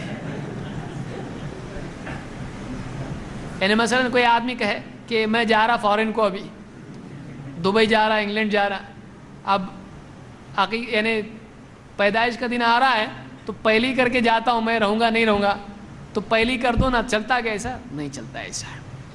امام النووی کہتے ہیں کہ وَإِن ذَبَحَهَا قَبْلَ الْوِلَادَةِ لَمْ تُجْزِهِ بِلَا خِلَافٍ بَلْ تَكُونُ شَاةَ لَحْمٍ۔ المجموع میں امام النووی نے بات کہی، کہتے ہیں کہ اس میں کوئی اختلاف نہیں ہے، سارے علماء کا اتفاق ہے کہ اگر بچے کی پیدائش سے پہلے کوئی عقیقہ کر دے تو اس کا عقیقہ نہیں ہوا، اس کا عقیقہ نہیں ہوا۔ تو پھر وہ حلال ہے کہ نہیں کھانا؟ کہتے ہیں کہ وہ بس گوشت رہا، عقیقہ نہیں ہوا۔ یعنی وہ کھا سکتے ہیں کہ نہیں؟ پھر عقیقہ نہیں ہوا تو کیا حرام ہو گیا؟ نہیں، گوشت حلال ہے لیکن وہ کیا ہے؟ بس گوشت ہے، جیسے روزانہ آدمی اپنی بکری ذبح کر کے کھائے ویسا ہے وہ، لیکن وہ عقیقہ ہے، عقیقہ ادا نہیں ہوا۔ تو بچے کے پیدا ہونے سے پہلے عقیقہ نہیں کر سکتے ہیں۔ اگر عقیقے کا وقت نکل جائے، کوئی آدمی کسی وجہ سے عقیقہ 7واں دن چلا گیا، اب کیا عقیقہ کرے نہیں کرے، کیا کرے؟ اس بارے میں شیخ عثیمین کہتے ہیں، یہ حال ہی کے عالم ہیں، کہتے ہیں کہ من لم يعق عن احد من اولاده فماذا عليه الان۔ کسی نے ان سے پوچھا کہ کسی کا عقیقہ نہیں ہوا، اس نے نہیں کیا عقیقہ اپنی اولاد کا، تو اب اس پر کیا ہے؟ تو انہوں نے اس بارے میں کہا کہ اذا عق عنهم الان فهو حسن، اگر وہ ابھی بھی ان کا عقیقہ کرے تو یہ اچھا ہے۔ اور اس کے لیے دلیل کیا ہے؟ بیہقی کی دلیل ہے کہ الغلام مرتہن بعقیقتہ، بچہ اپنے عقیقے کے بدلے کیا ہوتا ہے؟ گروی ہوتا ہے۔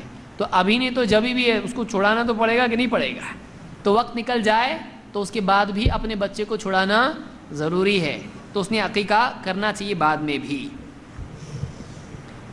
اور انہوں نے یہاں پر یہ بھی کہا کہ اگر اس کے پاس نہیں ہے کچھ بھی تو اس پر لازم ہے نہیں، اگر اس کے پاس پیسہ نہیں ہے تو اس پر لازم نہیں ہے، لیکن 7ویں دن کے بعد بھی وہ عقیقہ کر سکتا ہے۔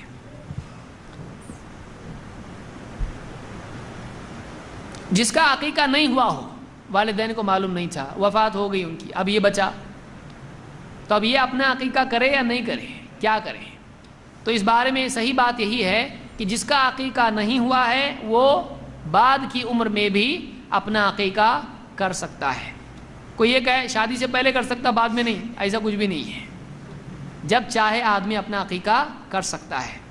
انس بن مالک رضی اللہ تعالیٰ فرماتے ہیں ان النبی صلی اللہ علیہ وسلم عق عن نفسه بعدما جاءته النبوہ، اللہ کے نبی صلی اللہ علیہ وسلم نے نبوت آ جانے کے بعد اپنا عقیقہ کیا۔ اس کو امام الطحاوی نے اپنی کتاب شرح مشکل الآثار میں اس کو ذکر کیا ہے، شرح مشکل الآثار، اور امام عبد الرزاق نے مصنف میں، امام البزار نے، امام الطبرانی نے الاوسط میں اس کو روایت کیا ہے، اور یہ روایت صحیح ہے، صحیح میں شیخ الالبانی نے اس کو ذکر کیا ہے 2726 پر۔ تو اس سے معلوم ہوتا ہے کہ نبوت کے بعد 40 سال کے بعد آپ نبی بنے ہیں، 40 سال کی عمر میں آپ کو نبوت ملی، تو آپ نے نبی بننے کے بعد اپنا عقیقہ خود کیا۔ اس سے معلوم ہوتا ہے کہ آدمی اپنا عقیقہ کر سکتا ہے کسی بھی عمر میں اگر نہیں ہوا ہے تو۔ تابعین میں سے محمد ابن سیرین بہت بڑے تابعی ہیں، یہ حضرت عمر کی خلافت کے زمانے میں پیدا ہوئے ہیں اور بہت قریب کا دور ہے۔ وہ کہتے ہیں لو اعلم انه لم يعق عني لعققت عن نفسي، اگر مجھ کو معلوم ہو جاتا کہ میرا عقیقہ نہیں ہوا ہے تو میں خود اپنا عقیقہ کرتا۔ ابن ابی شیبہ نے اس کو ذکر کیا اور یہ صحیح ہے۔ اسی طرح سے حسن بصری، سارے صوفی اپنا رشتہ ان سے جوڑتے ہیں، حسن بصری رحمۃ اللہ علیہ یہ بھی تابعی ہیں، کہتے ہیں کہ اذا لم يعق عنك فعق عن نفسك وان كنت رجلا، کہتے ہیں کہ اگر تیرا عقیقہ نہ ہوا ہو تو خود تو اپنی طرف سے عقیقہ کر، چاہے تو رجل ہو چکا ہو، یعنی تو ایک آدمی بن چکا ہو، بچہ نہیں تو ابھی تو بڑا آدمی ہو گیا، پھر بھی تو اپنا عقیقہ کر۔ المحلہ میں ابن حزم نے اس کو روایت کیا اور اس کی سند صحیح ہے۔ اگر کسی کا بچہ فوت ہو جائے تو اس سلسلے میں کیا ہے، عقیقہ اس کا ہے کہ نہیں ہے؟ اس میں کئی صورتیں ہیں۔ ایک یہ کہ بچہ پیدا ہو اور اس کی وفات ہو جائے اور عقیقے کا دن نکل جائے، مطلب 7ویں دن تک وہ تھا اور پھر اس کے بعد اس کی وفات ہوئی اور عقیقہ کوئی نہیں کیا تو اس کا عقیقہ ہے کہ نہیں؟ اب سوچیے، اس کو یاد رکھیں، تھوڑا کنفیوز ہو جائیں گے ایک دم۔ نمبر 1، وہ سب کے بارے میں فیصلہ ہے کہ اس لیے ٹینشن نہیں ہے۔ اگر 7ویں دن تک بچہ تھا اور اس کی وفات ہو گئی لیکن باپ کسی وجہ سے عقیقہ نہیں کر سکا، ICU میں تھا بچہ، بھاگ دوڑ میں ٹائم نکل گیا، ایک دم ٹینشن تھا، بیوی اس کی جو ہے اس کے پریشانی تھی، کچھ وقت نکل گیا اور بچے کی موت ہو گئی، اس پہ عقیقہ ہے یا نہیں؟ 7ویں دن سے پہلے بچے کی وفات ہو گئی تو عقیقہ ہے یا نہیں؟ بچہ پیدا ہوا اور 9واں مہینہ تھا، اچھا مطلب، اور بچہ پیدا ہوا تو بچہ زندہ پیدا نہیں ہوا، فوت شدہ ہی پیدا ہوا، مرا ہوا بچہ پیدا ہوا، یا بچہ 4 مہینے سے پہلے کا، جس کو سخت کہتے ہیں یا جس کو جنین کہتے ہیں عربی زبان میں، جنین ہے وہ، تو 4 مہینے سے پہلے ہی حمل ساقط ہو گیا تو اس پر عقیقہ ہے یا نہیں؟ تو کئی صورتیں اس میں ہو رہی ہیں۔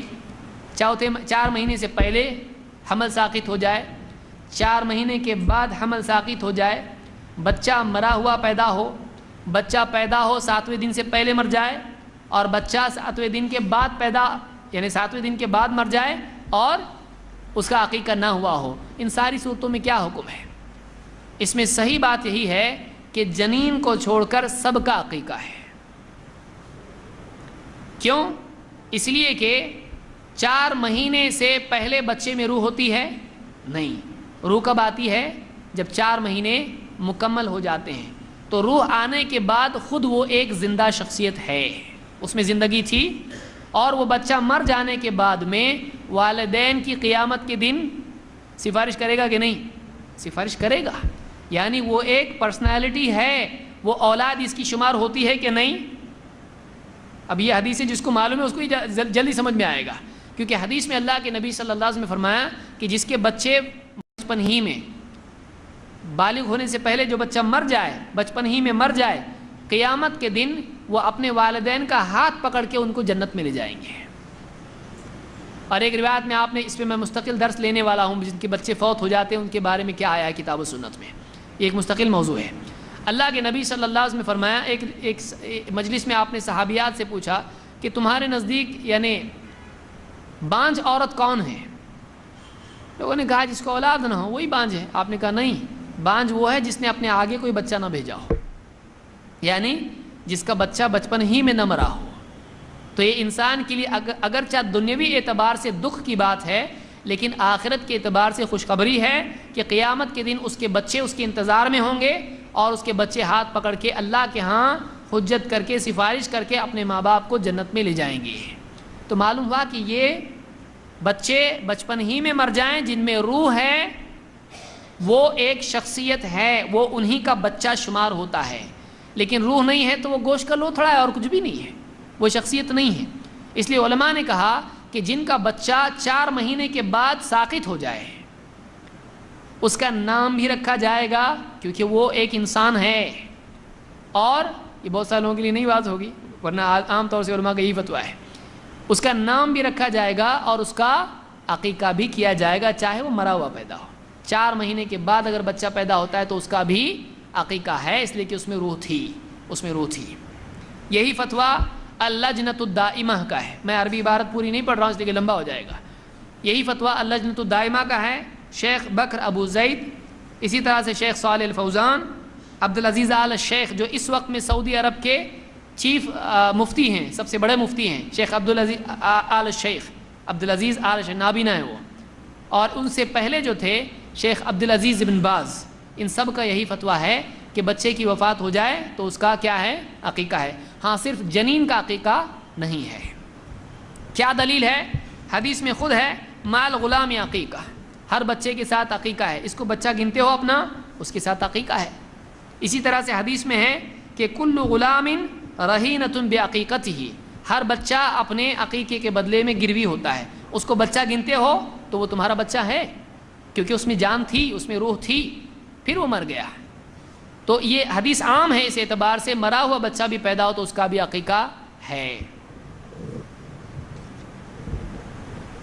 اور 4 ماہ سے اگر پہلے پیدا ہو تو جیسا کہ میں بتا چکا ہوں، اس کے بارے میں یہی ہے کہ اس کا عقیقہ نہیں ہے، چاہے معلوم ہو کہ یہ یعنی بچہ نر تھا، مادہ تھا، جو بھی تھا، ٹیکنیکلی اگر معلوم ہوتا ہے تو بھی نہیں، اگر 4 مہینے سے پہلے تھا تو اس کا عقیقہ نہیں ہے۔ اسی طرح سے کچھ اور احکام ہیں کہ عقیقے میں ذبح کیسے کریں، اس کے کیا احکام ہیں، اور بچے کا سر پہلے مونڈیں یا عقیقہ پہلے کریں، کیا پہلے کرنا چاہیے۔ حدیث میں اللہ کے نبی صلی اللہ علیہ وسلم فرماتے ہیں کل غلام رہینۃ بعقیقتہ، ہر بچہ اپنے عقیقے کے بدلے گروی ہوتا ہے، یذبح عنہ یوم سابعہ، 7ویں دن اس کی طرف سے ذبح کرنا چاہیے، ویحلق رأسہ ویسمى، اور اس کا سر مونڈنا چاہیے اور اس کا نام رکھنا چاہیے۔ یہاں پر 3 باتیں آپ نے بیان کی، ذبح کرو اور سر مونڈو اور نام رکھو۔ عربی زبان کے قاعدے کے اعتبار سے اور میں ترتیب نہیں ہوتی ہے، کوئی چیز کہی جائے یہ اور یہ اور یہ، جیسے کوئی آپ سے کہے میں نے پانی پیا، میں نے کھانا کھایا اور میں نے جوتے اتارا، تو آپ اس سے یہ نہیں لے سکتے ہو کہ اس ترتیب سے اس نے کیا ہے، آگے پیچھے بھی ہو سکتا ہے، کیونکہ وہ لسٹ بتا رہا ہے میں نے کیا کیا کیا، یہ عربی کا قاعدہ ہے، اصول فقہ میں یہ دیکھا جاتا ہے۔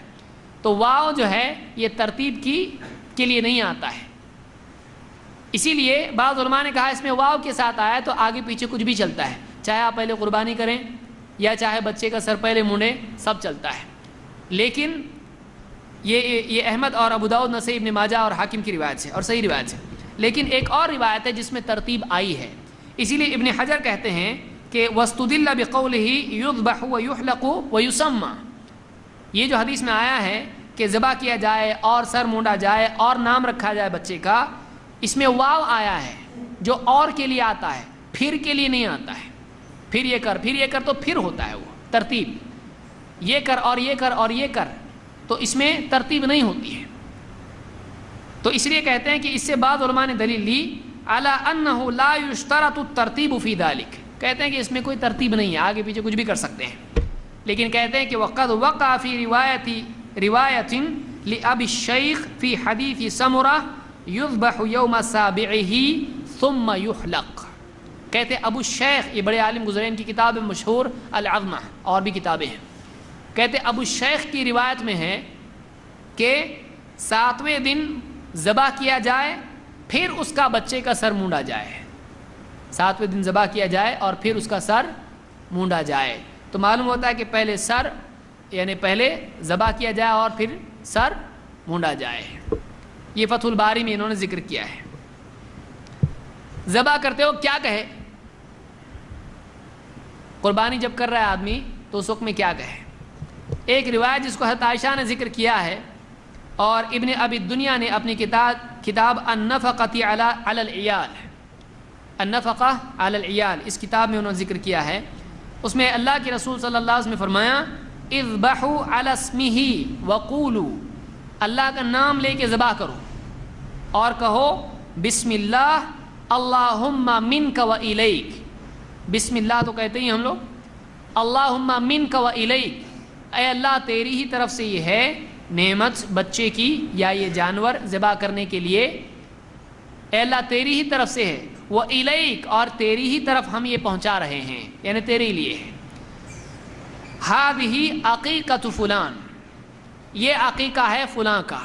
فلان مطلب نام نہیں، وہ فلان کا مطلب ہوتا ہے سو اینڈ سو کا. تو وہاں پر کیا ہے، کسی کے بچے کا نام احمد ہے تو کہے گا ہذہ عقیقۃ احمد. تو یہ اللہم منک و الیک، اے اللہ تیری طرف سے ہی ہے اور تیرے لیے ہے اور یہ فلاں کا عقیقہ ہے. اسی لیے جس بچے کا نام ہے عقیقہ اس کا نام لے کے عقیقہ کرے گا. تو یہ النفقہ علی العیال میں ابن ابی دنیا نے اس کو ذکر کیا ہے. بیہقی میں اسی طرح کی ایک اور روایت ہے اور جس کو امام نووی نے حسن کہا ہے. اس میں اس طرح سے الفاظ ہیں وقولوا بسم اللہ واللہ اکبر. بسم اللہ واللہ اکبر، یہ اللہ اکبر کی زیادتی یہاں پر. بسم اللہ واللہ اکبر اللہم لک و الیک، اے اللہ یہ تیرے ہی لیے ہیں اور تیری ہی طرف ہے، تیری خاطر ہم کر رہے ہیں. ہذہ عقیقۃ فلان، یہ فلاں بچے کا عقیقہ ہے، یہ بچے کا نام لے کے بولنا پڑے گا، اس کا عقیقہ ہے. یہ امام البیہقی نے اس کو اپنی کتاب السنن الکبریٰ میں ذکر کیا ہے اور المجموع میں امام النووی نے اس کو حسن کہا ہے. اس میں اور کچھ چیزیں ہیں کہ بعض علماء اس طرف گئے ہیں کہ جو جانور ہوتا ہے اس کی ہڈیوں کے جوڑ کے علاوہ بیچ میں سے ہڈی توڑنا نہیں چاہیے. اس سلسلے میں ایک حدیث بیان کی جاتی ہے کہ محمد ابن علی ابن حسین ابن علی ابن ابی طالب، ان کی روایت ہے، کہتے ہیں ان نبی صلی اللہ علیہ وسلم قال فی العقیقۃ، آپ صلی اللہ علیہ وسلم نے عقیقے کے بارے میں کہا التی عقتها فاطمۃ عن الحسن والحسین، جو حضرت فاطمہ نے حسن و حسین کی طرف سے عقیقہ کیا تھا. ان تبعثوا الى القابلۃ منها برجل وکلوا واطعموا، کہ اس کی ایک رجل پایا بھیجو اگلے دن اور خود بھی کھاؤ اور دوسروں کو بھی کھلاؤ، اس کا گوشت خود بھی کھاؤ اور دوسروں کو بھی کھلاؤ. ولا تکسروا منها عظما، اور اس کی ہڈی توڑو مت، اس کی ہڈی توڑو مت. امام ابو داؤد نے المراسل میں اس کو ذکر کیا ہے اور یہ جو حدیث ہے سند کے اعتبار سے ضعیف ہے، اس لیے اس سے دلیل لے لی جا سکتی ہے نہیں. حدیث اگر صحیح ہو تو دلیل لیں گے، لیکن ضعیف حدیث سے دلیل لے سکتے ہیں نہیں. تو بعض علماء اس طرف گئے اس حدیث کی وجہ سے کہ بیچ میں سے ہڈی توڑنا نہیں چاہیے، بلکہ کیا ہے جانور کو ذبح کرتے وقت میں اس کے پورے ہڈیوں کے جوڑ پہ سے اس کو کاٹنا چاہیے، بیچ میں سے جو توڑتے ہیں ہڈی اس کے ٹکڑے نہیں کرنا چاہیے. لیکن یہ بات صحیح نہیں ہے اور سلف میں سے اس کے قائل اگرچہ ہیں. مثال کے طور پر عطا کہتے ہیں، عطا ابن ابی رواح کہتے ہیں کہ تقطع جدولا ولا یکسر لها عظم، کہتے ہیں جوائنٹس پہ سے اس کو کاٹا جائے گوشت کو اور الگ الگ کیا جائے، لیکن اس کی ہڈیوں کو توڑا نہیں جائے. یہ بیہقی میں قول ہے. لیکن الزہری جو کہ وہ بھی تابعی ہیں، تابعی یہ بھی تابعی وہ بھی، امام الزہری کہتے ہیں کہ تکسر عظامها ورأسها، کہ اس کی ہڈیاں، اس کی کھوپڑی جانور کی یہ سب کی سب کیا کی جائے، یہ توڑی جائے، اس کو توڑنے میں ہڈیوں کی کوئی پرابلم نہیں ہے. ولا یمس الصبی بشیء من دمها، اور وہ جو خون ہے جانور کے ذبح کرنے کا بچے کے سر پر اس کو ہرگز نہ لگایا جائے. اس کو المحلہ میں ابن حزم نے ذکر کیا ہے اور یہی قول امام مالک اور امام شافعی کا ہے. یہ الاستذکار میں ابن عبد البر نے اس کو ذکر کیا ہے. امام مالک اور امام شافعی بھی کہتے ہیں کہ ہڈی توڑ سکتے ہیں اور خون سر پہ لگانا نہیں چاہیے بچے کے. تو ہڈی توڑنے کی ممانعت کے بارے میں کوئی دلیل ہے نہیں، اور علماء میں تابعی میں اس میں اختلاف ہے. ہم کہتے ہیں جب وہ چیز دلیل سے منع ثابت نہ ہو تو زبردستی کسی چیز کو شریعت میں منع قرار دیا جا سکتا ہے نہیں. ایک بات علماء نے یہ بھی کہی کہ ہڈی توڑیں گے نہیں اس کا فائدہ کیسا ہوگا، ہڈی جب توڑیں گے تبھی تو اس کا گودا استعمال کیا جا سکتا ہے. تو گوشت کا پورا نفع ہڈی کے توڑنے میں ہے. اور امام مالک کہتے ہیں کہ جاہلیت میں لوگ ایسا کرتے تھے کہ ہڈی کو توڑتے نہیں تھے، ہڈی کے ٹکڑے نہیں کرتے تھے. تو جاہلیت کی مخالفت آج کرنا کیا ہے؟ ضروری ہے. تو ہڈی کو توڑا جائے گا جان بوجھ کے جانور کی. کیا بچے کے سر پر خون لگایا جا سکتا ہے؟ آپ اس سے پہلے دیکھ چکے ہیں. اللہ کے نبی صلی اللہ علیہ وسلم فرماتے ہیں یعق عن الغلام ولا یمس رأسه بدم. بچے کا عقیقہ کیا جائے لیکن وہ جو ذبح کا خون ہے بچے کے سر پہ نہ لگایا جائے. ابن ماجہ کی روایت اور صحیح ہے. پھر کیا کیا جائے؟ اس کے بدلے میں اسلام نے ایک دوسرا عمل بتایا ہے. ابو بریدہ کہتے ہیں کننا فی الجاہلیت اذا ولد لاحدنا غلام ذبح شاطا ولطخ رأسه بدمها. جاہلیت میں ہم ایسا کرتے تھے کہ ہمارے ہاں اگر بچہ پیدا ہوتا تو ہم اس کی طرف سے ایک بکری ذبح کرتے اور اس کا خون بچے کے سر پر لگاتے. بکری ذبح کرتے اور اس کا خون بچے کے سر پہ لگاتے. فلما جاء اللہ بالاسلام. لیکن پھر جب اللہ نے ہم کو اسلام دیا کننا نذبح شاطا ہم پھر بکری ذبح کرتے ونحلق رأسه اور بچے کا سر مونڈتے ونلطخه بزعفران اور بچے کے سر پر خون لگانے کی بجائے زعفران لگاتے تھے. زعفران آپ کو معلوم ہے پیلے رنگ کا ہوتا ہے زعفران. بہت سارے لوگ اس کو مٹھائیوں میں ڈالتے ہیں, شیر خورمے میں بہت سارے لوگ ڈالتے ہیں. تو زعفران جو ہے اس کو گیلا کر کے خون کی جگہ پیلے رنگ کا سرخی مائل وہ ہوتا ہے, اس کو زعفران بولتے ہیں. خوشبو ہوتی ہے. اکثر تو نقلی ملتا ہے, بہت کم اصلی ملتا ہے. تو زعفران جو ہے اصلی و نقلی جو ہی ہے زعفران نام تو بیچارے گا. تو بچے کے سر پہ کیا کیا جائے؟ زعفران لگایا جائے. وہ اس جاہلیت کی رسم کا خلاف ہے کہ ہم خون نہیں لگاتے, ہم کیا لگاتے ہیں؟ خوشبودار زعفران لگاتے ہیں. یہ سنن ابی داؤد کی روایت ہے اور صحیح روایت ہے. اسی طرح سے حضرت عائشہ کی روایت ابن حبان کی فرماتی ہیں کانوا فی الجاہلیت اذا عقوا عن الصبی.